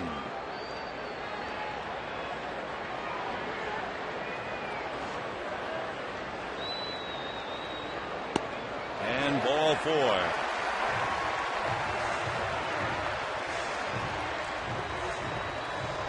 So Gwynn has walked twice with Adrian Gonzalez at the plate. Gwynn tried to steal. The Dodgers had loaded up the right side of the infield. So it was Casey Blake who handled Martin's throw to tag out Gwynn. Now you had David Eckstein who popped up and doubled. But Blake at his normal position right now. And Gonzalez on deck. 2-2, bottom of the 5th.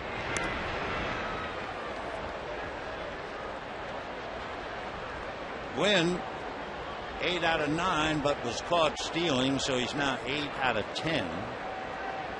But then you have Headley 9 for 9, and you have Venable 9 for 9. San Diego has stolen 44 bases. The Dodgers have stolen 25. So there's a huge difference. That's a strike. Eckstein 1 for 2, batting .274. Checking with Glenn Hoffman. You know, another thing that's kind of amazing in talking about kind of the negatives, and yet San Diego's in first place. You would certainly think they do better with runners in scoring position. That's a foul ball out of play. With runners in scoring position, they're hitting only .234. With runners in scoring position and 2 out, they're hitting .196. But they're in first place.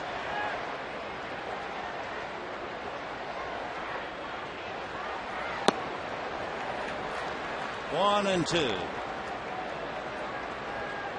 Ramon Ortiz making his first start in about 3 years. He's had to pitch out of the stretch in every inning.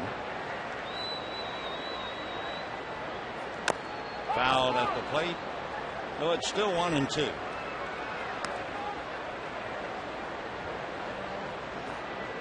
Rick Honeycutt on the phone to the Dodger bullpen. Ramon Ortiz has made 83 pitches, though they know he's going to tap out soon enough, though they'll keep an eye on him for sure. Before the game, Joe Torre said that Ramon is capable of throwing 100 pitches. It's how hard he has to work each inning, not the actual number. George Sherrill gets up in the Dodger bullpen. Though he's at 84, he's had one tough inning, and that was the third. 29 pitches. Foul ball. Eckstein getting a hold of the slider and pulled it too much. 2 runs, 6 hits for the Dodgers, 2 runs, 5 hits for the Padres. And Rick Honeycutt, perhaps after seeing Eckstein really turn on that slider, going out to talk to Ramon.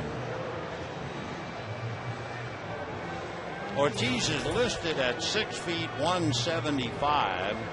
He really doesn't even look that heavy.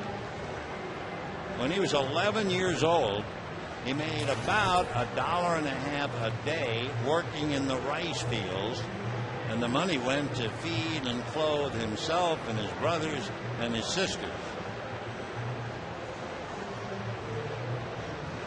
When Ramon was a little guy, he played second base, but his older brother liked the way he threw the baseball and said, "No, you should pitch." His brother was pitching in the Yankee farm system, so he figured, well, he knows what he's talking about. 1 month later, he was signed as a pitcher.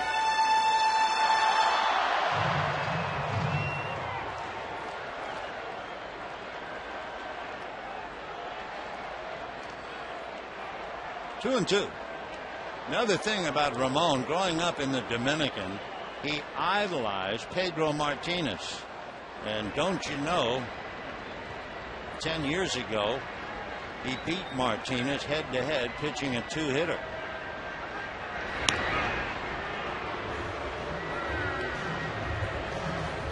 Two balls and 2 strikes the count to David Eckstein. Gwynn at first. You have a contact hitter at the plate and a base stealer at first. There he goes. Hard ground ball, base hit into left field. So Gwynn just keeps on going to third. And that will bring up Adrian Gonzalez, which is why I'm sure George Sherrill is throwing in the bullpen. And here comes Joe. So Eckstein, who was such as a tough nut up there at the plate, refuses to crack. And David comes up with a base hit. By the way, you know how many times he has struck out so far this year? How about 2? Though with first and third and nobody out, we'll be back.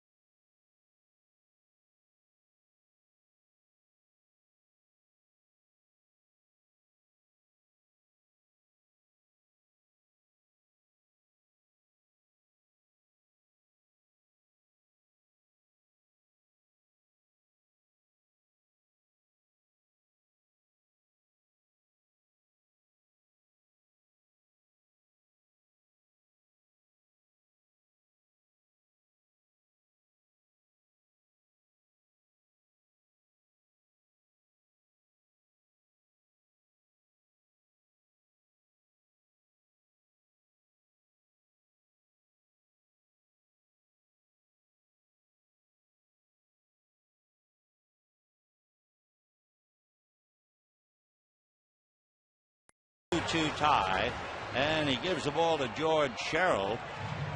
Sherrill 0-1, facing Adrian Gonzalez, who is 0-4 against him.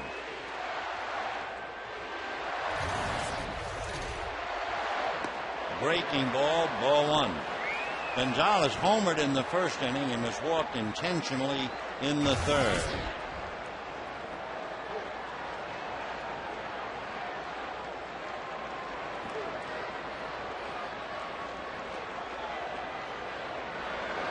Another slow curve popped up.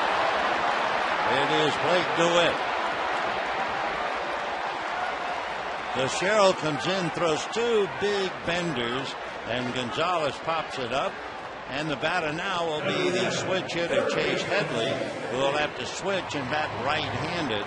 Down in the Dodger bullpen, Jeff Weaver begins to loosen up.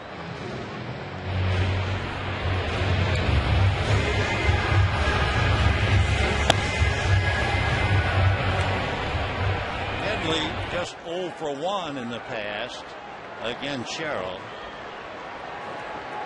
And then Venable, who is 0-for-1 against him. Big bouncer down to short. They get one. They will not get two, and the run scores. The Gwynn brings it in, and the Padres take a 3-2 lead on the Force play. Ball was not hit hard enough to get to, and as DeWitt was ready, a good hard slide takes him out of the play by David Exheim.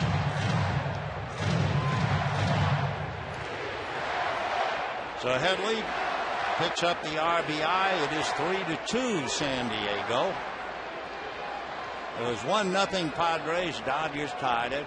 2-1 Padres. Dodgers tied it. And the Padres, for the third time tonight, take a lead 3-2. Headley wants to repair the runway, so timeout for a moment. Remember, he's 9 for 9 in stolen bases. And the batter is Will Venable, 1 for 2. If you're with us on Sunday, you'll take a look at a left-hander with a dazzling pickoff throw. Wade LeBlanc has picked off 5 runners, plus 4 others were picked off and were ruled caught stealing. So I think everybody wants to see LeBlanc except Dodger base runners. There's Wade taking in the game. We'll see him Sunday.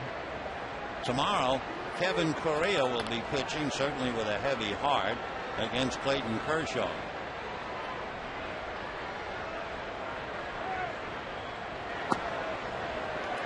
One ball and one strike. 3-2 San Diego, bottom of the 5th.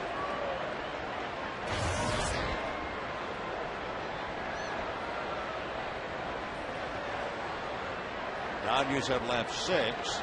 Padres have left 4. Fastball. 1-2. 89 on the gun. Headley at first, 2 out, 3-2 Padres, bottom of the 5th.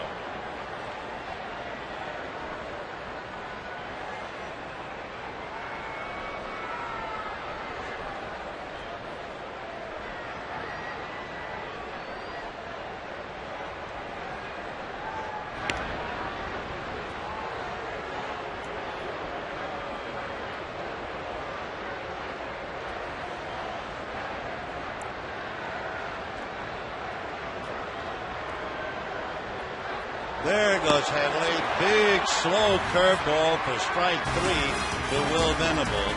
However, they get a run, and at the end of 5, Padres 3, Dodgers 2.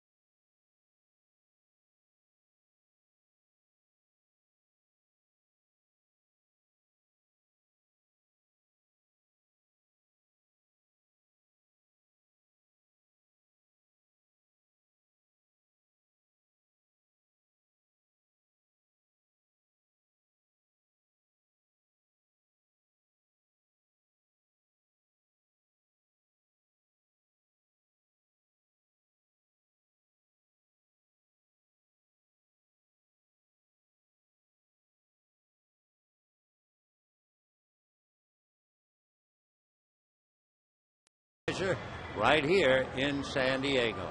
Let's go back to this one.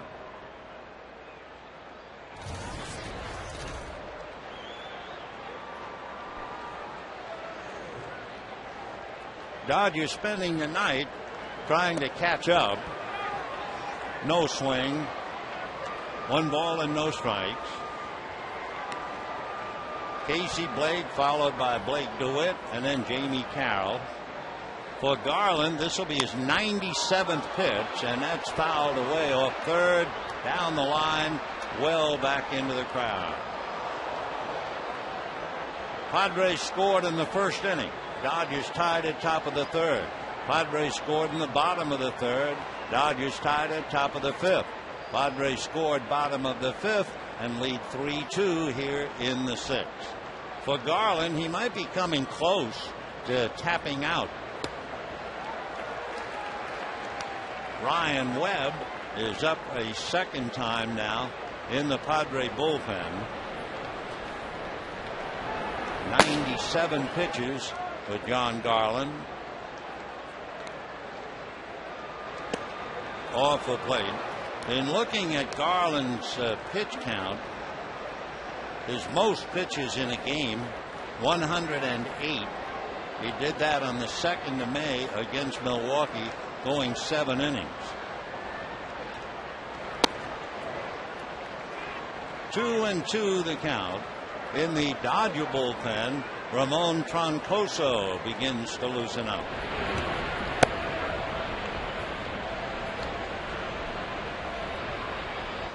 Two and that's sliced into right center and deep. Gwynn on the dead run catches up to it. Nice play.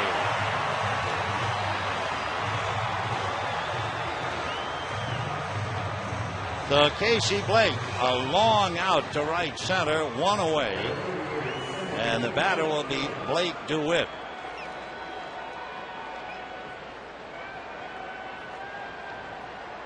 DeWitt popped up and grounded out, 0 for 2. 3-2 San Diego, 1 out, 6th inning. Tomorrow at 5:35, Clayton Kershaw and Kevin Correa. Right. And then Sunday at 1 o'clock, Chad Billingsley and Wade LeBlanc.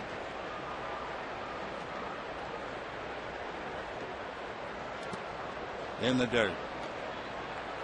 So Garland now has made 102 pitches, and he is due to bat 4th in the bottom of this 6th inning, so he might be on the edge of coming out. We'll see.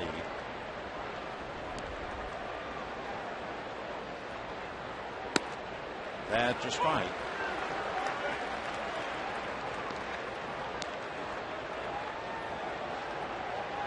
Garland has been pitching out of a stretch except the 4th inning. And a little flare. Cabrera is there. 2 down. Dodgers in scoring twice tonight. There was Manny Ramirez, a sharp single to right with the bases loaded. So sharp they can only score 1.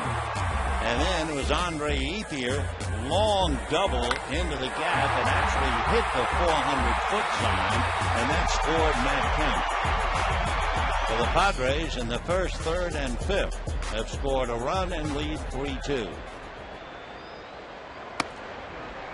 Ball 1 to Jamie Carroll. Carroll has walked intentionally, grounded out. Reed Johnson comes out on deck. He would bat for George Sherrill.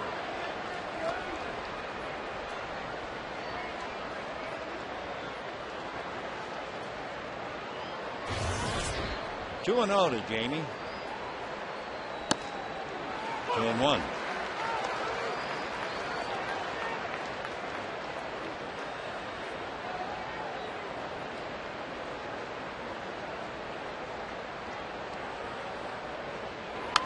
Fouled away upstairs off to the right.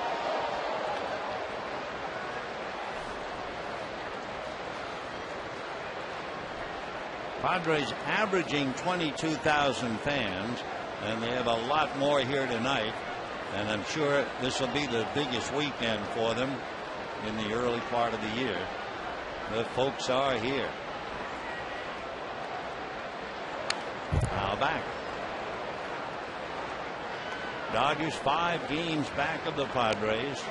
The Giants 3 games back of the Padres, who had a great road trip. The Padres could have won all 6. They wound up 5-1 on the recent road trip. An error by the shortstop gave them a loss. Half swing, down he goes. So for the second time in 6 innings, John Garland, who has made 110 pitches, sets him down, and it's still 3-2 San Diego.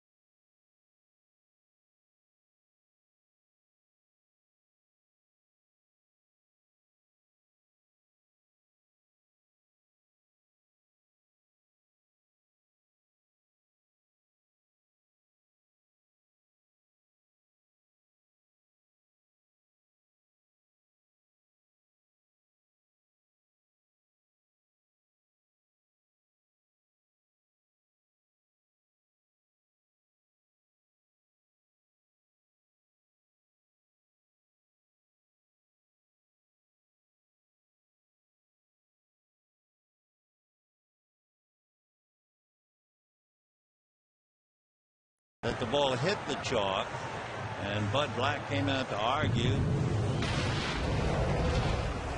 So a foul ball turned out to be a double, but the Dodgers failed to score anyway. That was back in the 2nd inning.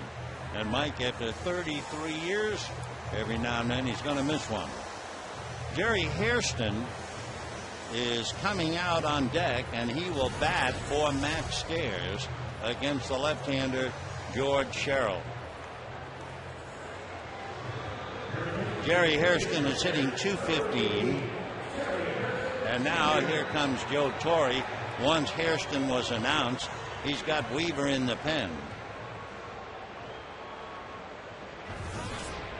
So Jeff getting ready. For the Dodgers, of course, having to change the pitcher because of this maneuver.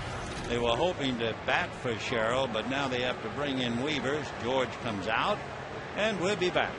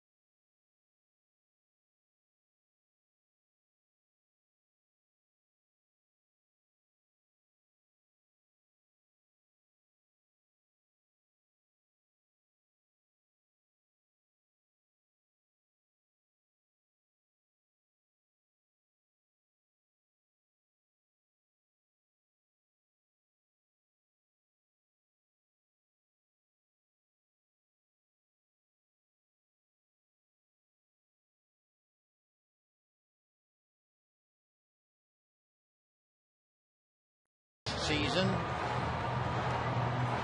Well, we'll give you the answer in a little while. Meanwhile, Jeff Weaver ready to go to work, and he will go up against Jerry Hairston, who is the announced hitter and stays in. Jerry Hairston is a third major leaguer, third generation, as he checks in against Weaver. Jeff 1-1 in his 13th game. First third generation black major leaguer in history. His dad had 14 years in the big leagues, and his dad played along with an uncle. And a strike. 0-1. Jerry plays second base, shortstop, outfield as well. Originally signed with the Orioles back in 1997. Came up with them in 1998 for a little while.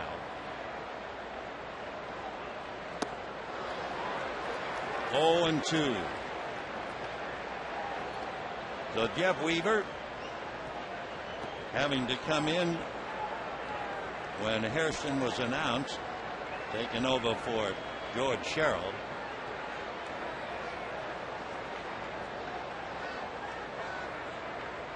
Oh, and 2. And down goes Hairston. So one away, and the batter now will be Nick Hundley. Nick Hundley is fly to center and struck out.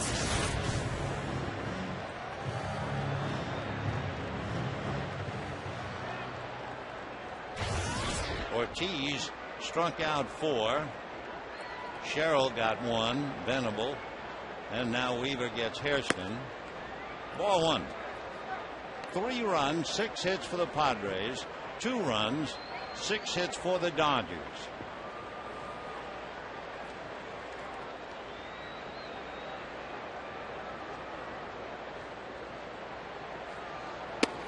In 1-run decisions, the Padres have won 7 of 11. Winning 3 out of 5 here. And I'm sure Adrian Gonzalez has had a lot to do with them. The Dodgers have split 8 1-run decisions. 1-2.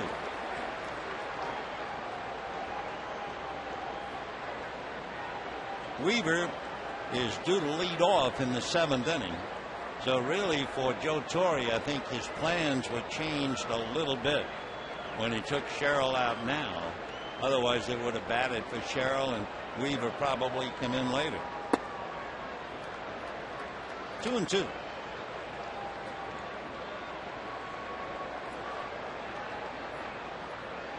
Jeff 5 strikeouts, 4 walks.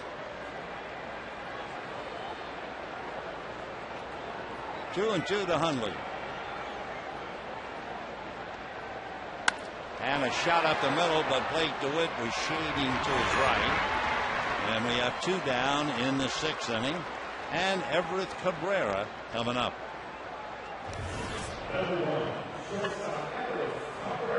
Everett Cabrera has singled to center and grounded out. 1 for 2.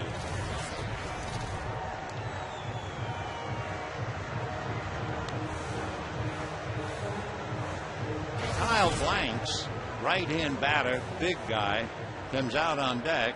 He would bat for Garland if given the opportunity. So Kyle waiting and hoping for a chance. He is massive. 0-1 to Cabrera.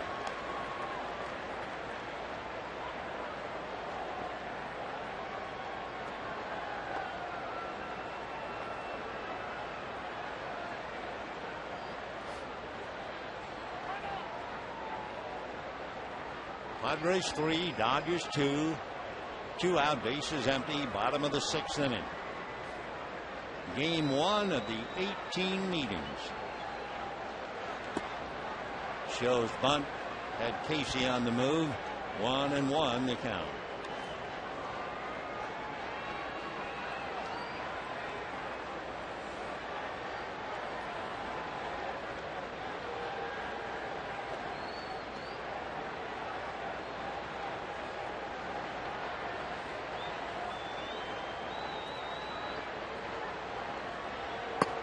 Check swing just low. Pretty good eye at the plate to take that pitch. In fact, Weaver keeps looking down at Eric Cooper. 2-1 the count. Cabrera switch hitter.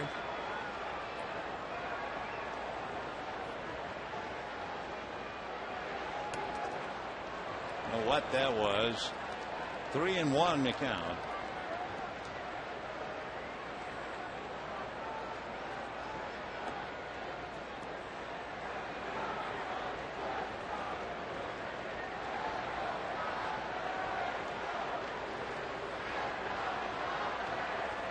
Three balls, one strike. And another strike. 3-2.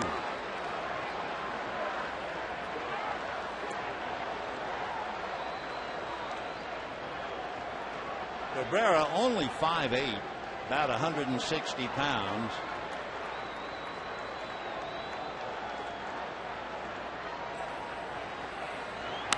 And a fly ball to center. Matt Kemp is there. All right. So down go the Padres in order for only the second time tonight. And at the end of 6, it's still 3-2 San Diego.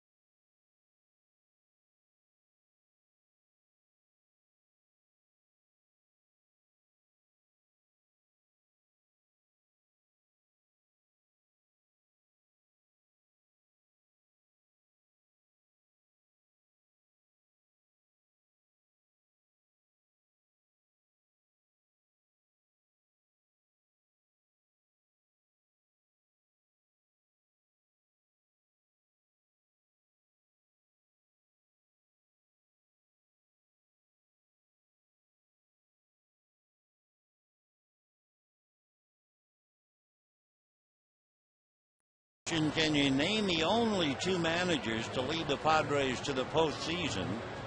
And they are Dick Williams way back in 1984 and Bruce Bochy, who is now in San Francisco with the Giants. John Garland made 111 pitches, allowed just 2 earned runs, turned in another tremendous effort.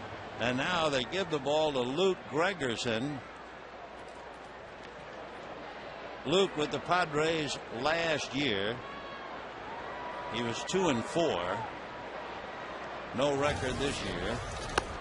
And a strike. 0-1. Jerry Hairston is in left field and Ronnie Belisario is at the plate hitting for Weaver. And Belliard fouls it away. So a lot going on here in a 3-2 Padre lead as Belliard hits for Weaver. And the Dodger bullpen busy again as Belisario is throwing down there. 0-2. Ball 1.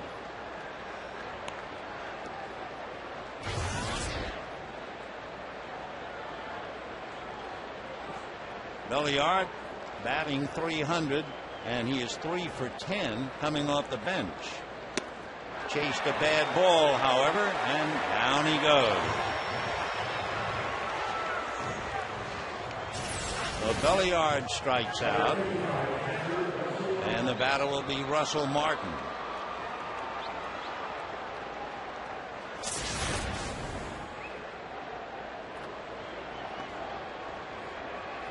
Russell Martin topped the ball out in front of the plate, was tagged out by Hundley. Single to left, scored a run, grounded to short. That's a strike.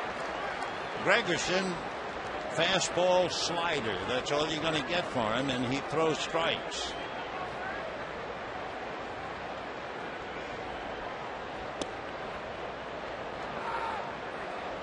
Gregerson has walked 2, and he has struck out 20.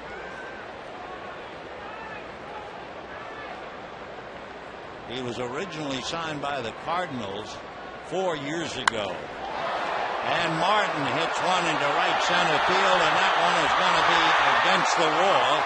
Martin takes one look, and he will hold up at second base. So the tying run is out there on the long double to right center, and Matt Kemp will be coming up. The Russ goes 2 for 4.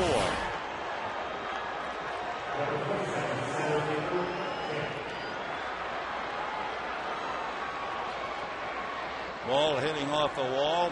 Tony Gwynn doing a great job out there in the outfield. Though Martin at second, as Gwynn made a good recovery to hold him there. And now Kemp and Ethier with a chance to pick him up.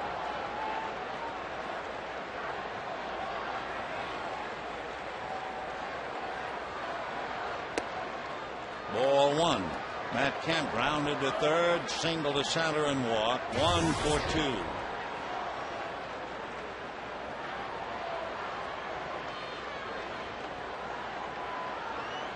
Gregerson came in with an earned run average of 1.4. And a high drive into deep center. Back goes Gwynn, away back. She is gone. And the Dodgers turn it around and take a 4-3 lead.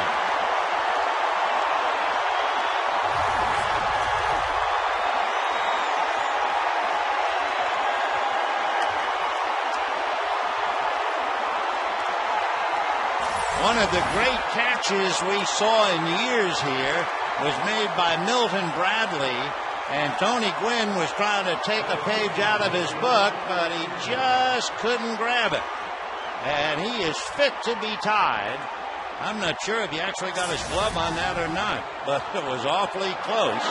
And the Dodgers lead 4-3 as Matt Kemp hits his 8th home run, 24 RBI. Ground ball to first to Gonzalez. That'll be the second out. How close did Tony Gwynn come? He's still walking around out there. Let's take another look. He is fit to be tied. There's the glove. Watch now. I think he got his glove on the ball. Yeah. I mean, that's 400 feet away. That's why he was so angry. He was going to make a Milton Bradley catch. So near and yet so far. And the Dodgers lead, and here's Manning.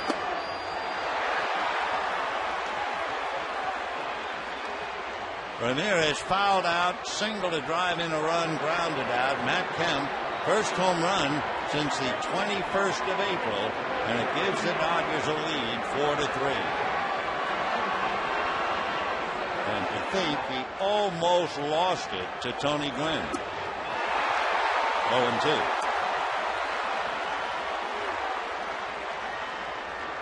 Before that home run, Luke Gregerson had not allowed a run in 16 1/3 innings. He has been brilliant. 0-2 to Manning.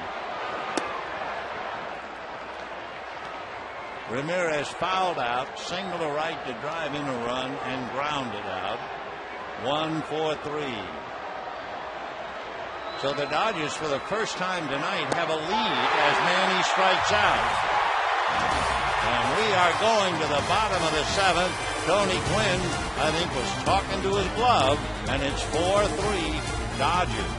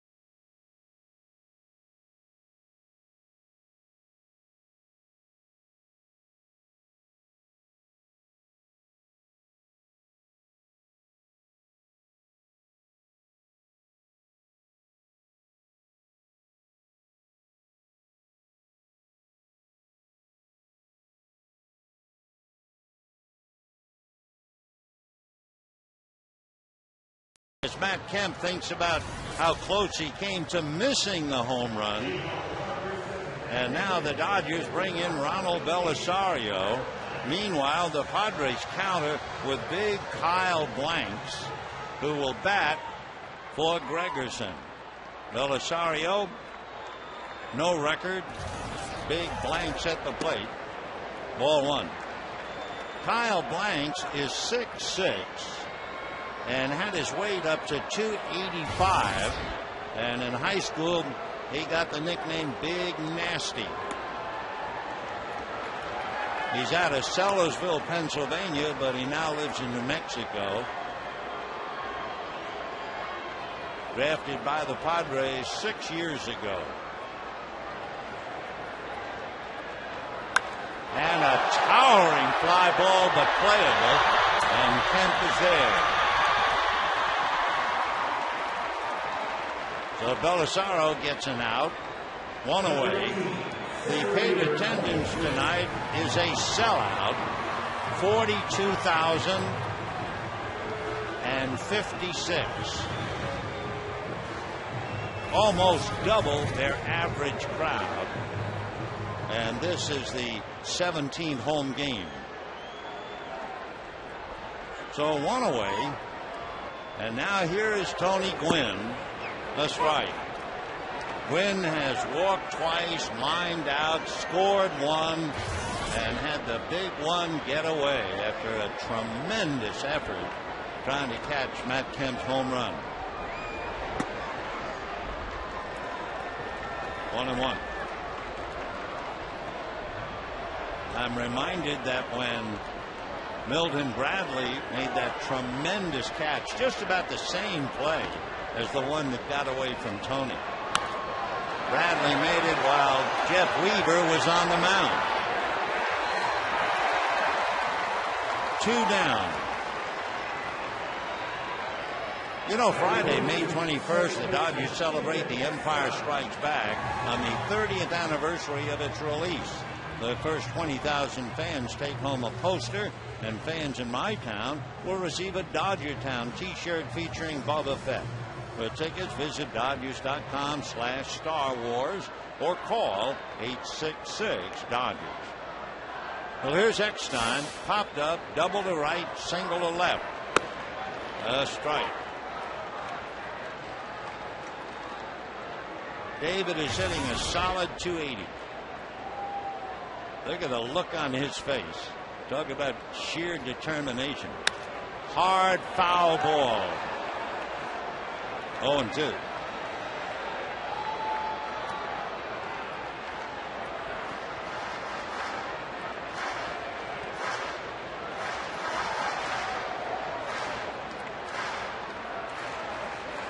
(4-3) Dodgers, 7th inning.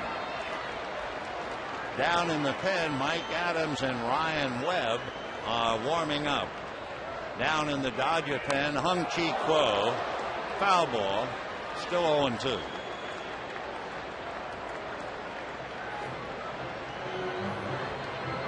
Dodgers in the 8th inning will have Loney, Blake, and DeWitt.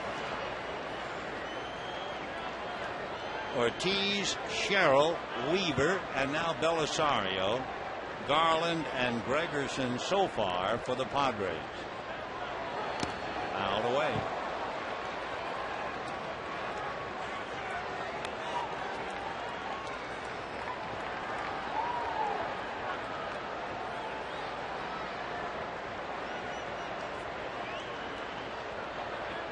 .5'6" and 170. His shortstop is 5'8" and 160.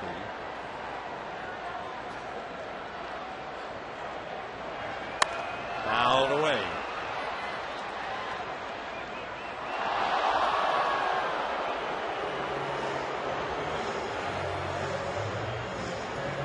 Four runs, 8 hits for the Dodgers. They've left 6.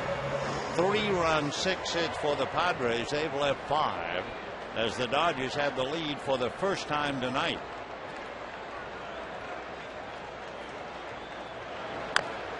Still fouled away.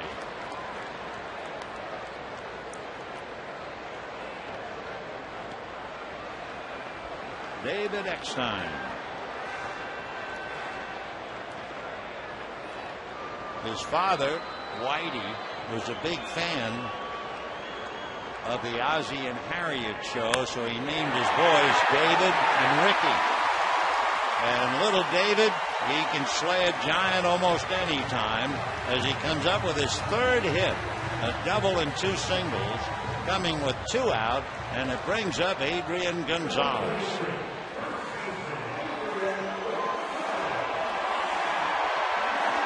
And now you see Belisario, he doesn't want to come out, but with Hung Chi Kuo down in the pen, Joe is not about to let him stay on the mound.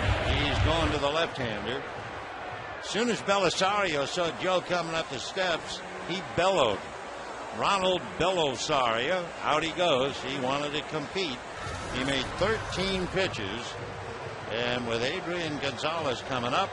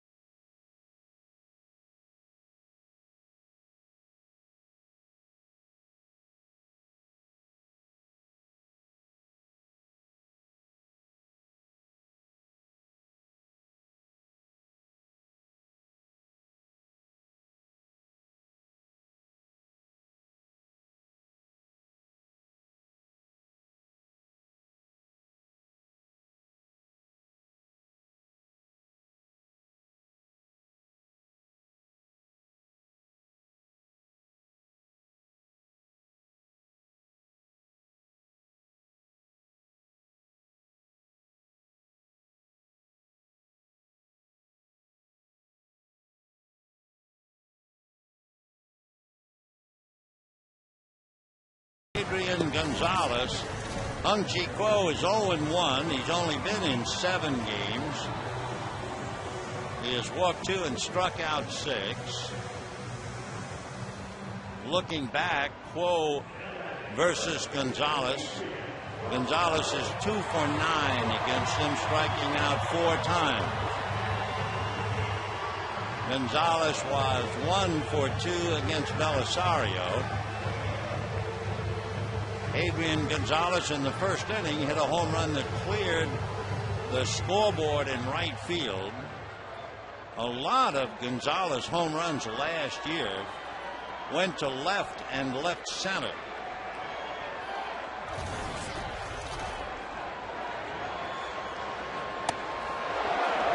Big swing and a miss. 0-1.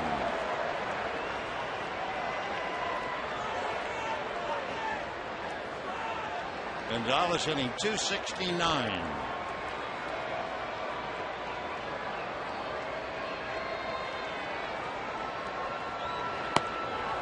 Fastball away, 1-1. 3 times tonight the Padres had the lead, 1-0, 2-1, and 3-2, and the Dodgers for the first time enjoy a 4-3 lead. Kuo is the 5th Dodger pitcher. Padres will use their 3rd in the 8th inning. Throwing hard, that was 95.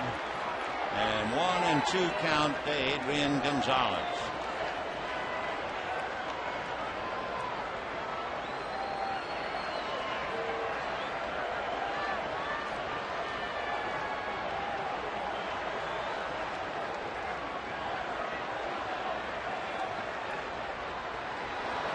On the hands, high foul ball down the line, starting to come back a little bit and go foul.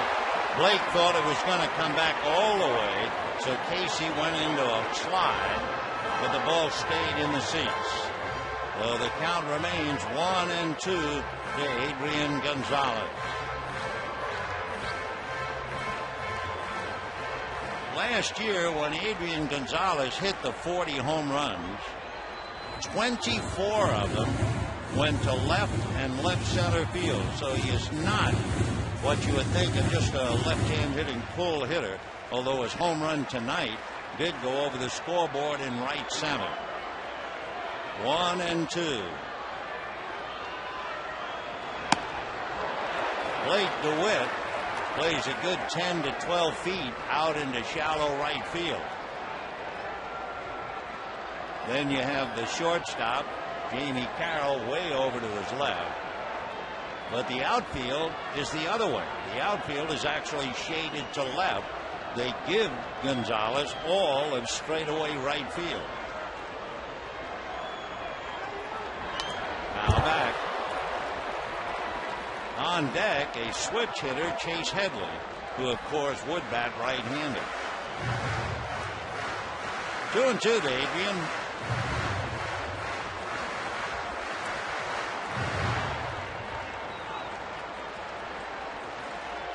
Gonzalez, 28 years old, celebrated his birthday on the 8th.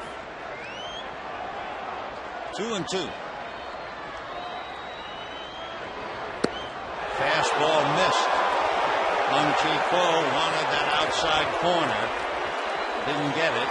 So now Loney hollering to Kuo, I'm not going to be holding Eckstein.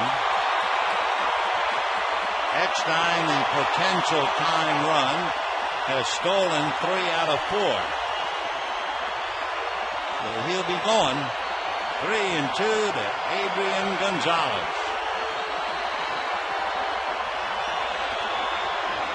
Eckstein goes out away. That was a 96-mile-an-hour fastball, and it is now going to be a 9-pitch at bat.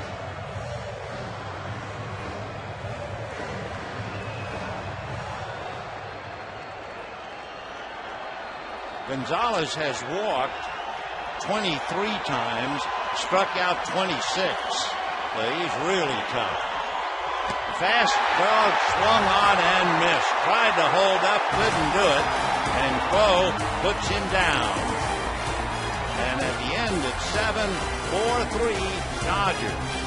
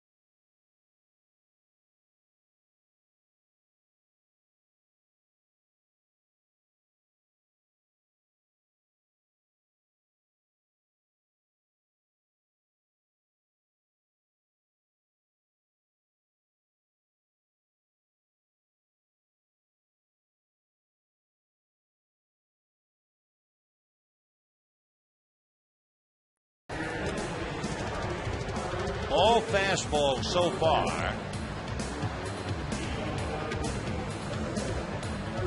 And a couple of fouls.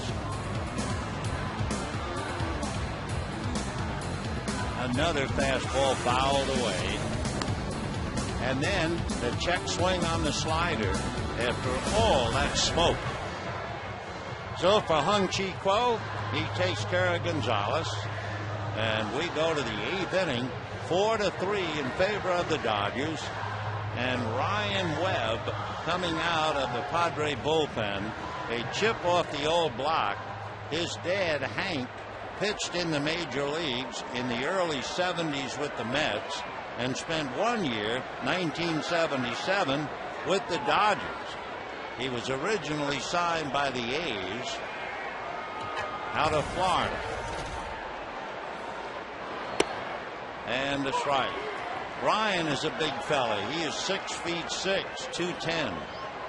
I mean, they have a group of redwoods down there in the Padre bullpen.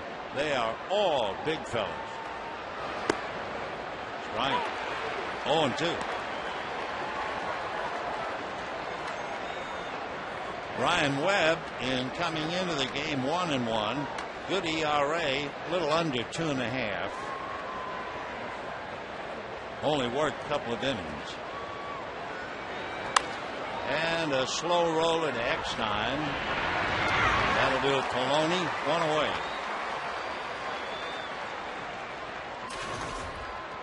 Three times the Padres took the lead. 1-0, 2-1, and 3-2. And then in the 7th inning, Matt Kemp cleared the center field wall.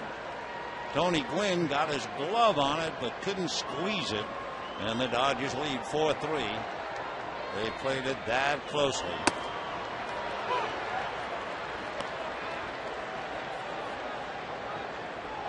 Casey Blake walked, hit into a double play, flied to right center, a nice running catch by Tony Gwynn. That's a strike.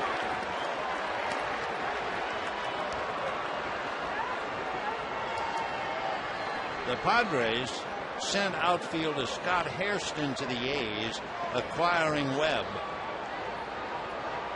He's fastball, curveball, cutter, and throws up to 96. Last year, right-handers hit .278, no home runs against him.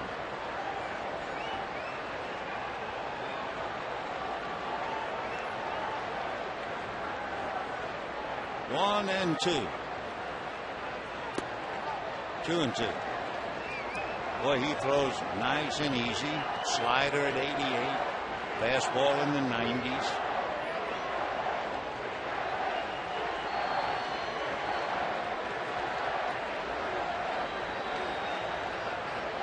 Two and two. 1 out, 8th inning. Foul back. 4 runs, 8 hits for the Dodgers. 3 runs, 7 hits for the Padres.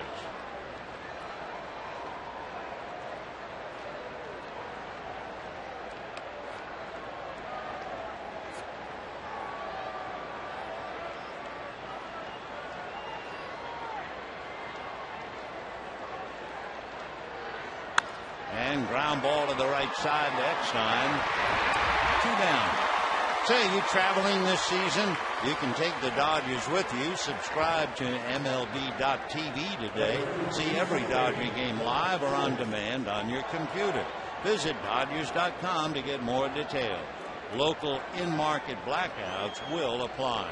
MLB.tv, baseball everywhere. Talking about some of the boys coming out of that Padre clubhouse. Starting, Mike Adams is 6'5". He leads the way. That's going to go foul. John Garland, who started tonight, he's 6'6". Matt Latos, he's 6'6". Aaron Pareda is 6'6". Clayton Richard is 6'5". Adam Russell is 6'8", and Ryan Webb is 6'6". Sounds more like the Lakers.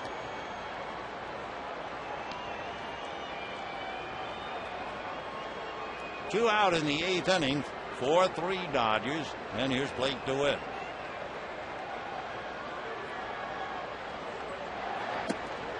That's a strike. When the Padres come up in the bottom of the 8th, they'll have Headley, a switch hitter, Venable, a left-hand hitter, and then Jerry Hairston. 1-2. Fastball, a hopper into center field. So Blake DeWitt goes 1 for 4, and the batter will be Jamie Carroll.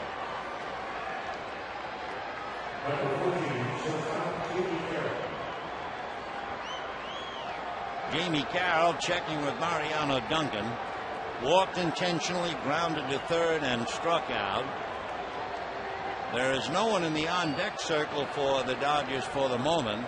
And down in the bullpen, Ramon Troncoso begins to warm up. Garrett Anderson now comes out of the Dodger dugout and is on the on-deck circle. So Hung Chi Kuo came in and went head-to-head with Adrian Gonzalez, struck him out. And Anderson on deck.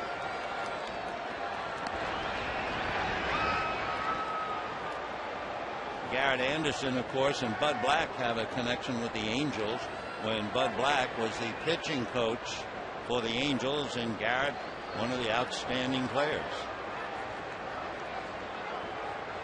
There's Bud. That's a strike. Carroll hitting .273.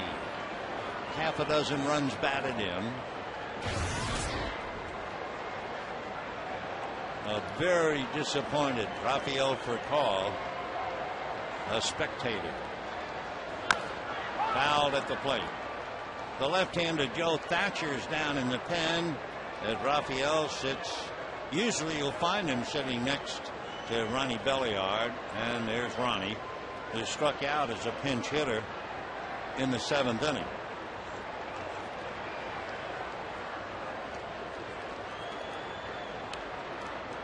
(0-2) to Jamie Carroll. Garland, Gregerson, and Webb. Off the plate.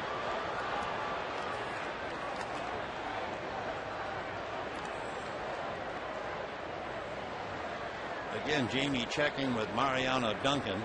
If you weren't with us, we explained Larry Bowa's daughter graduating from law school.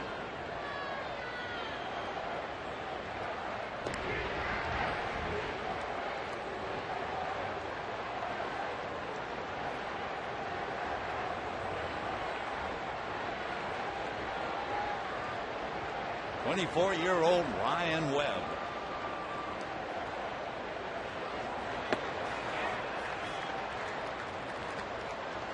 Boy, Blake DeWitt really moved away from the bag down there at first.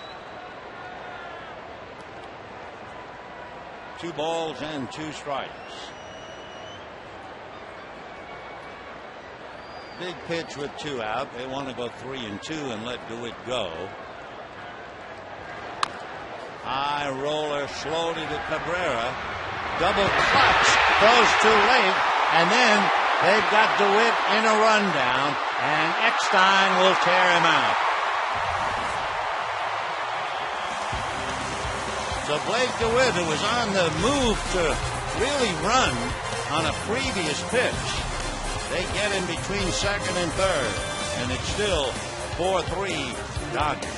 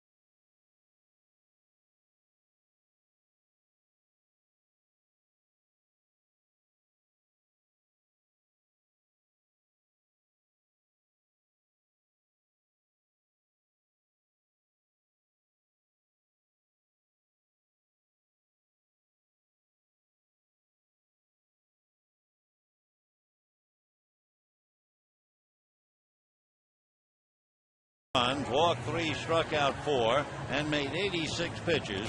Got into trouble in the 5th inning, so they lifted him. And the Dodger bullpen tonight. George Sherrill got an inning in. So did Weaver. Belisario got the 2 men he needed to get. And then Hung-Chi Kuo went head-to-head with Adrian Gonzalez and struck him out. And now Hung-Chi will be working on Headley, Hairston, and Hundley. And a high fly ball to left field. Manny is there.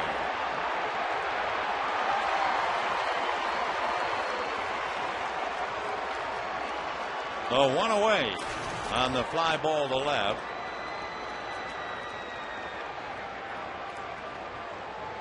Oscar Salazar is now going to come up and bat for Will Venable.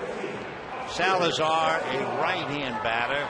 Venable hits left, so they have to take him out. And Oscar checking in at the plate.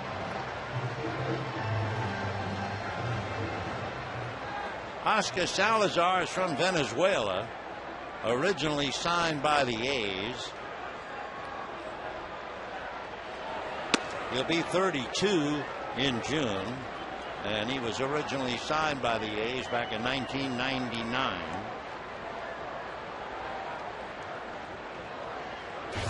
Came up with the Tigers, whom we'll see next weekend. Fouled away, down in the Dodger bullpen, getting ready to pitch the 9th. Of course, Jonathan Broxton.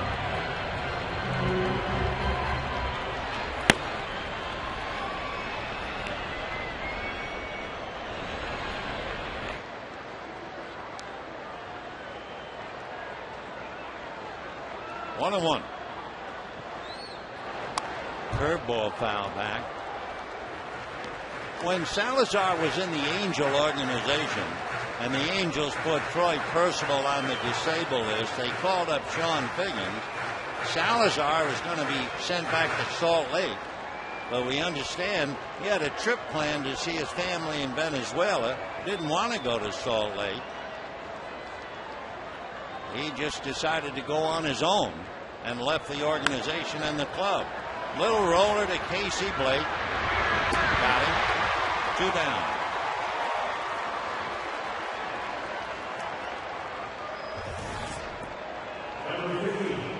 The batter now will be Jerry Hairston, right-hand batter, who batted for Matt Stairs in the 6th inning and struck out. That was against George Sherrill.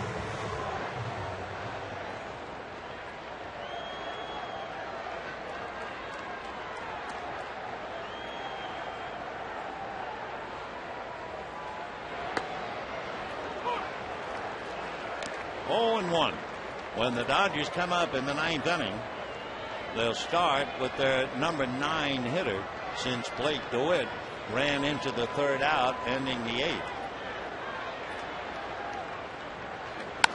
Hard ground ball, base hit. So Hairston struck out as a pinch hitter, stays in the game and singles, and that'll bring up Nick Hundley.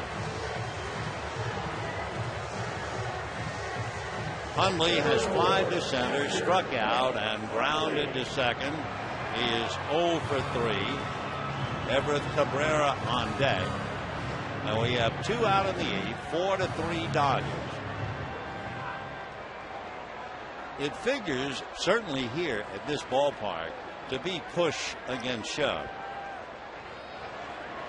Low scoring, tough 1-run games. Right. And remember, the Padres will be at Dodger Stadium Wednesday and Thursday nights, after Houston and before Detroit. 0-1.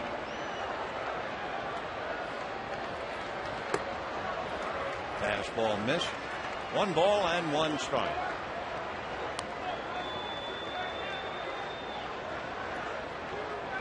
Dodgers 4 runs, 10 hits. They've left 7. Padres 3 runs, 8 hits. They've left 6.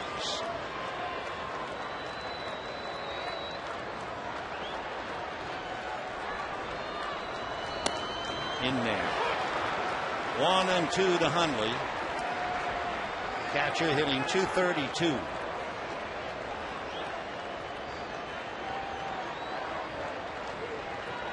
Remember tomorrow, 5:35, Clayton Kershaw and Kevin Correa. Fastball, foul tip, down he goes. Hundley strikes out a second time. Padres lead Hairston, and at the end of 8, 4-3 Dodgers.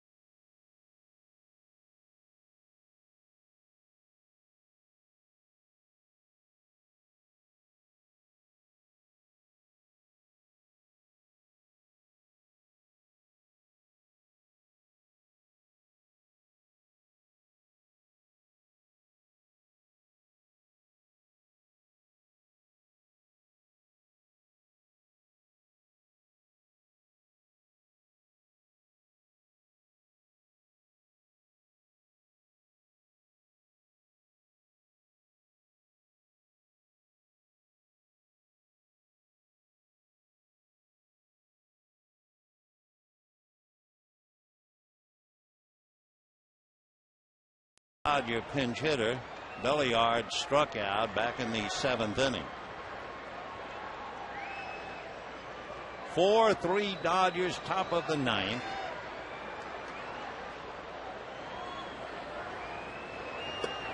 That's a strike. Cabrera, then a hitter for Webb and Gwynn, due up in the bottom of the 9th inning.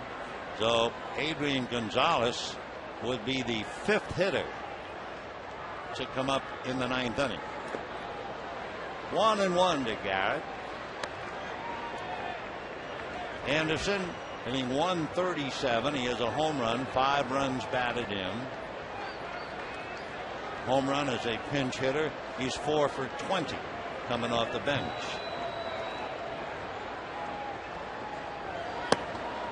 And ball 2.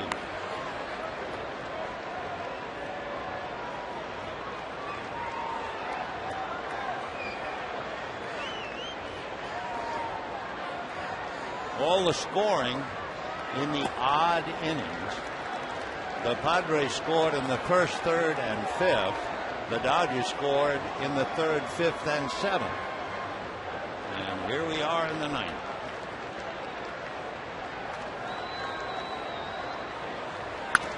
Ground ball to Adrian Gonzalez. Gets off his glove. Backed up by Eckstein. Too late. So Adrian Gonzalez has one go off his glove. That's only his 2nd error of the year. And looked like an easy play right there. And then, whoops. And then there's little Eckstein, as usual, Johnny on the spot. But Anderson runs it through. And the Dodgers get a base runner. There'll be an error charged to Adrian Gonzalez, an effort given to Eckstein. And the batter is Russell Martin. They throw it at first. Anderson's probably 3 feet off the bag.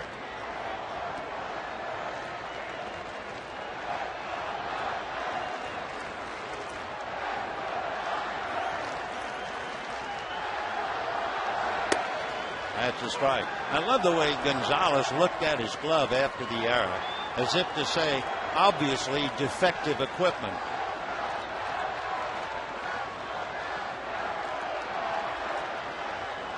Ain't the arrow, it's the Indian, right? 0-1.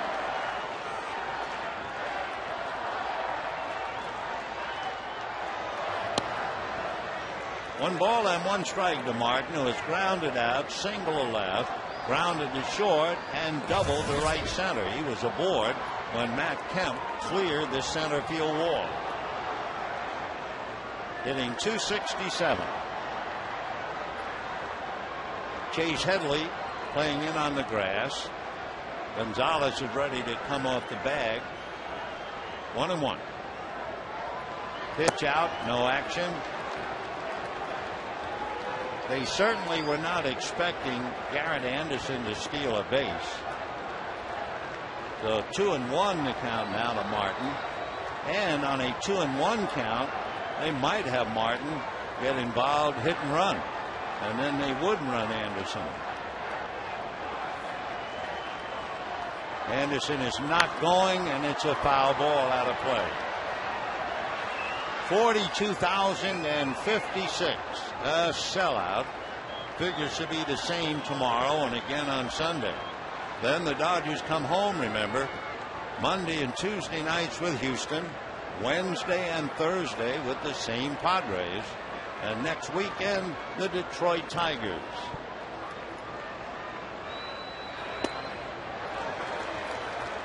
Three and two the count to Martin. Well, if you're the manager, you didn't play hit and run 2-1. You want to play run and hit, whereby the batter is not obligated to swing the pitch out of the strike zone.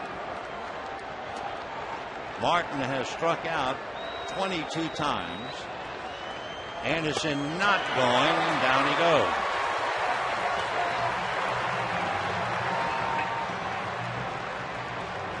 So Ryan Webb gets an out, and Matt Kemp will be coming up.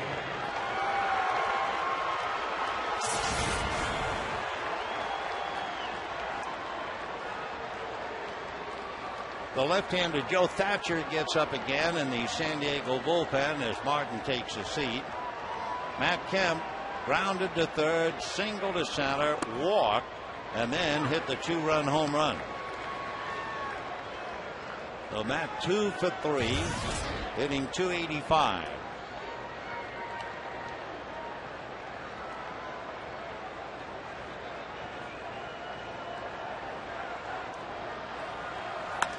Ground ball into the hole, backhanded by Cabrera. In time, a toe dance by Eckstein down there at second base to stay on the bag. And a nice play by Cabrera to get the ball to him. The 6-4 force, and that'll bring up Andre Ethier.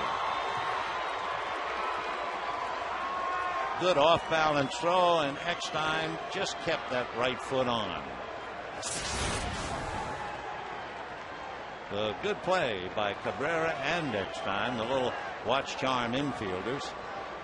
Andre Ethier has walked, singled, doubled, grounded out. 2 for 3 with a run driven in. Hitting .392.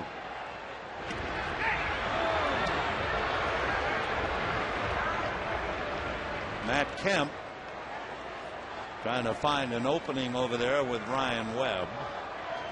Matt has stolen 5, but he's been caught 7 times already.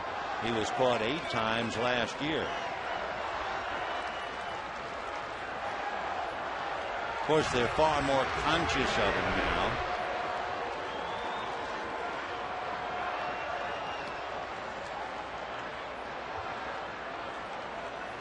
With 2 out, a distinct chance that he'll be gone.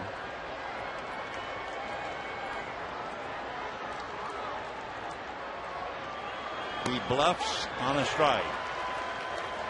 Last year, Matt stole 34.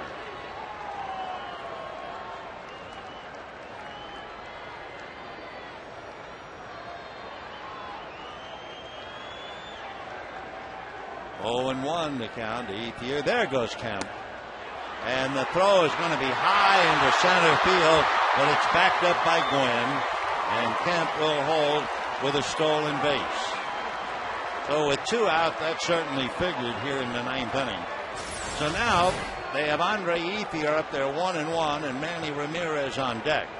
Ethier has a walk, a single, and a double. Ramirez is 1 for 4. And we'll watch Nick Hundley.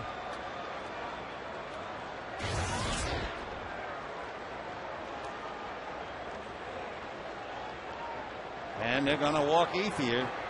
Yep.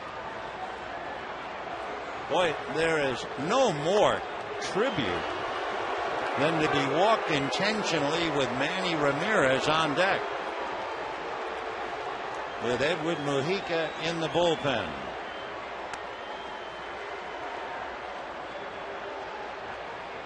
So that answers the question, as you see Mujica. How hot is Ethier?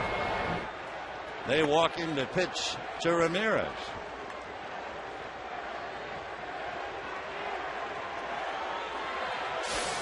Here's an idea of those getting intentional walks in front of Manny Ramirez, and you have a chance to look at it because of the meeting at the mound. Big Papi 34 times. Jim Thome 15, Albert Bell and David Justice 8, Paul Sorrento 6, Eddie Murray 5, Nomar and Andre twice, Everett and Alomar once. So it is a select group to be walked intentionally. And here comes Manny. So Ethier honored yet again with the intentional walk. Kemp is at second. Here's Manny.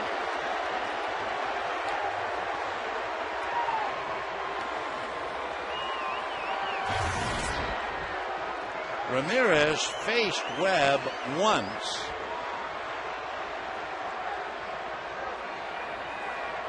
He is 0 for 1.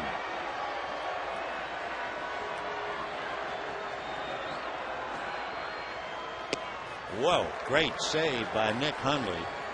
1 ball and no strikes.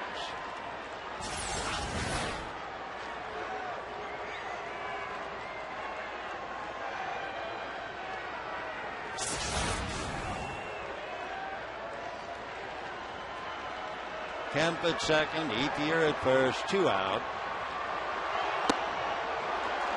Ball 2. 4-3 Dodgers, top of the 9th.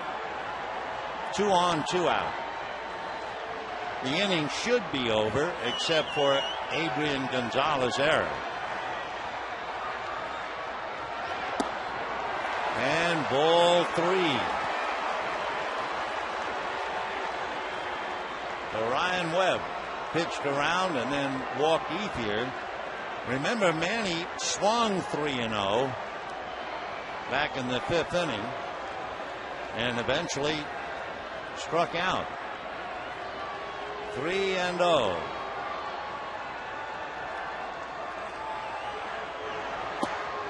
And ball 4 to bring up Loney.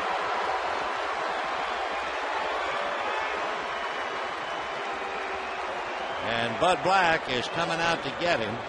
With Loney coming up, he's had the left-hander Joe Thatcher in the bullpen with the right-hander Mujica. And here comes Joe to face Loney, and we'll be back.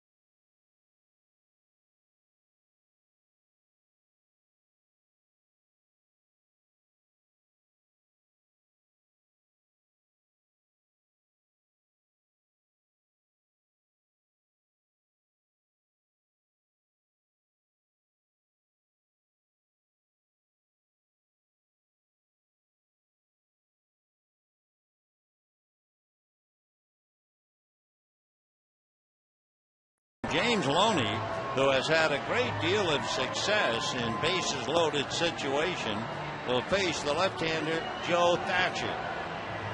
Since 2008, he's picked up a bunch of RBIs. He has one grand slam during the regular season. He hit the slam in Colorado against Pyongyang Kim. And you may remember he had a playoff grand slam against the Chicago Cubs. So Joe Thatcher, big left-hander out of Indianapolis, who was originally signed by the Brewers and came up with the Padres, went to school at Indiana State. He wasn't drafted, so he pitched in the Independent Frontier League with the River City Bandits. But here he is in the bigs. Slow curveball for a strike. 0-1.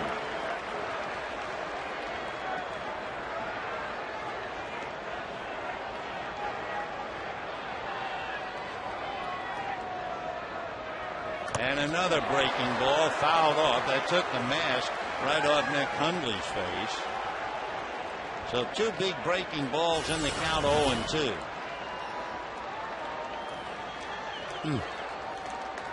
Eric Cooper took one earlier. Now Nick gets one. And timeout for the moment. Thatcher, fastball and a slider. He has a cutter, working on a change. Left-hand hitters batted .182 against Thatcher last year. Fouled away. So an error by Adrian Gonzalez put the Padres in a hole. The inning should be over, but it's not. And the Dodgers trying to cash in that error. Dodgers 4 runs, 10 hits. Padres 3 runs, 8 hits. Another breaking ball, a slider to get him, and that's that. So the Dodgers unable to do much with bases loaded tonight. They've had it 3 times and they've scored 1. 4-3 Dodgers enter Jonathan Broxton.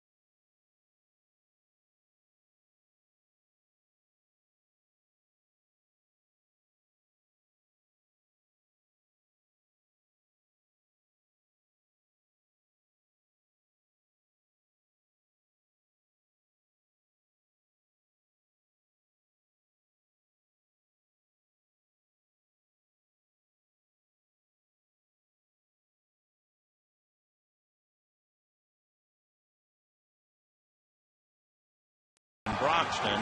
Reed Johnson comes into the game with Broxton, and although it's not official, I would assume that Broxton would go in Ramirez's spot and Johnson would bat 9th. So Jonathan, with a 2-0 record, 4 saves, standing in his way, Everett Cabrera. Then we'll have a hitter for Webb and Gwynn. And a strike. 0-1. Yorvit Torrealba, the big catcher who's been hitting very well, is out on deck. Cabrera is 1 for 3 tonight.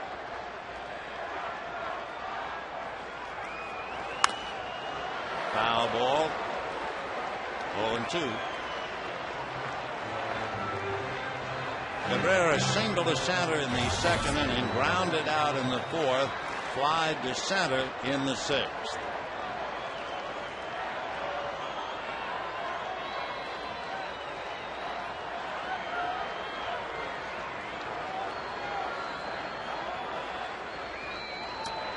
Whoa.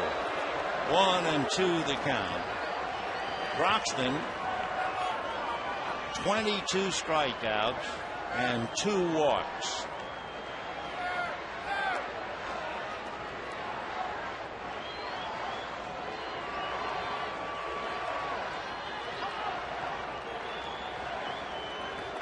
One and two. Cabrera in the past 1 for 2 against Broxton.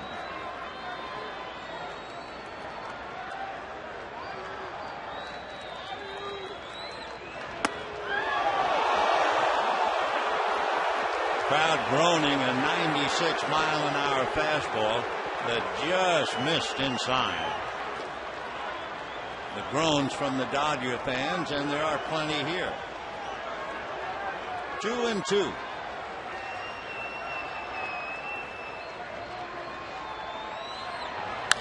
Ground ball to short. Big, nice hop for Cal. Low throw. Backhanded by Loney.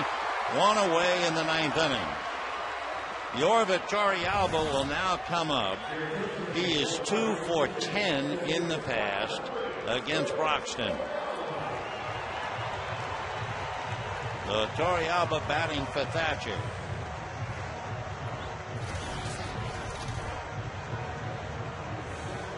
Yorvit hitting .309, and of late he's been hitting at a .350 clip.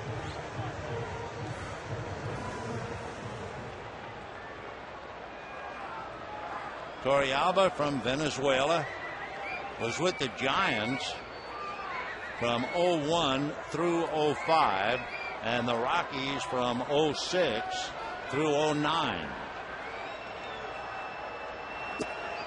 Ball one.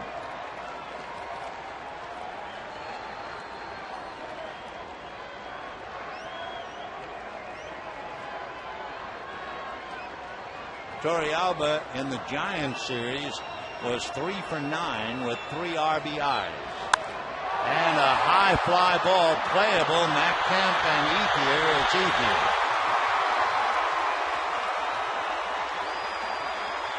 So the Padres against the Dodger bullpen have had 2 hits in just about 5 innings. And that's been the key. The bullpen has stopped the Padres in their tracks. And the leadoff man who could write a book about this one, Tony Gwynn. Walk, was thrown out trying to steal.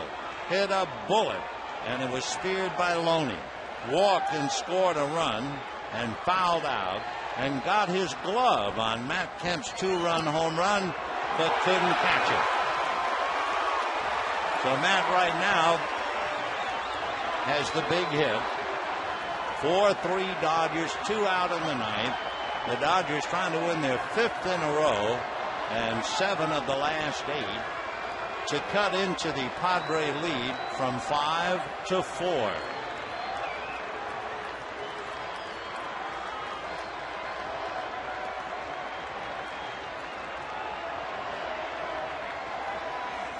Oh and 1.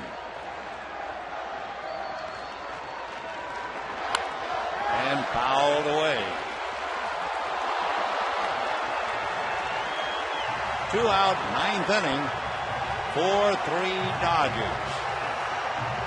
Tomorrow at 5:35, Clayton Kershaw and Kevin Correa. And the Dodger fans are up and at 'em.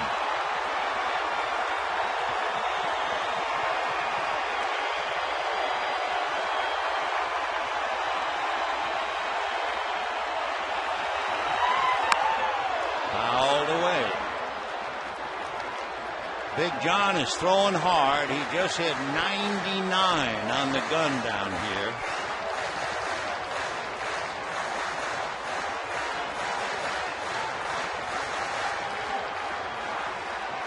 Young Tony hitting .214.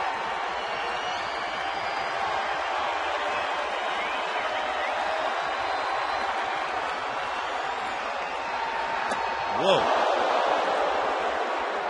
Little chin music at 96.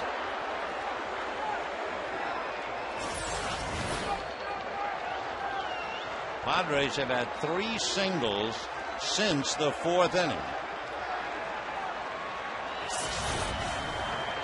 Actually, 3 singles since the 3rd inning.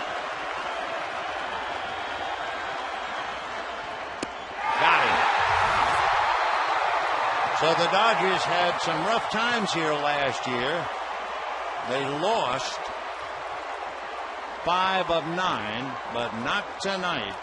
A hat full of heroes. Jonathan Broxton comes in, makes 12 pitches to retire the side. And the Dodgers, 4 runs, 10 hits, no errors. They left 10. The Padres, 3 runs, 8 hits, and 1 error. They left 7. And as far as the ball game, Jeff Weaver picks up the win. And Luke Gregerson suffers the loss. Broxton picks up his 5th save. The Dodgers have now won 5 in a row, 7 of 8. They trail the Padres by 4. Stay tuned for Dodger Live coming up next. Good night, everybody.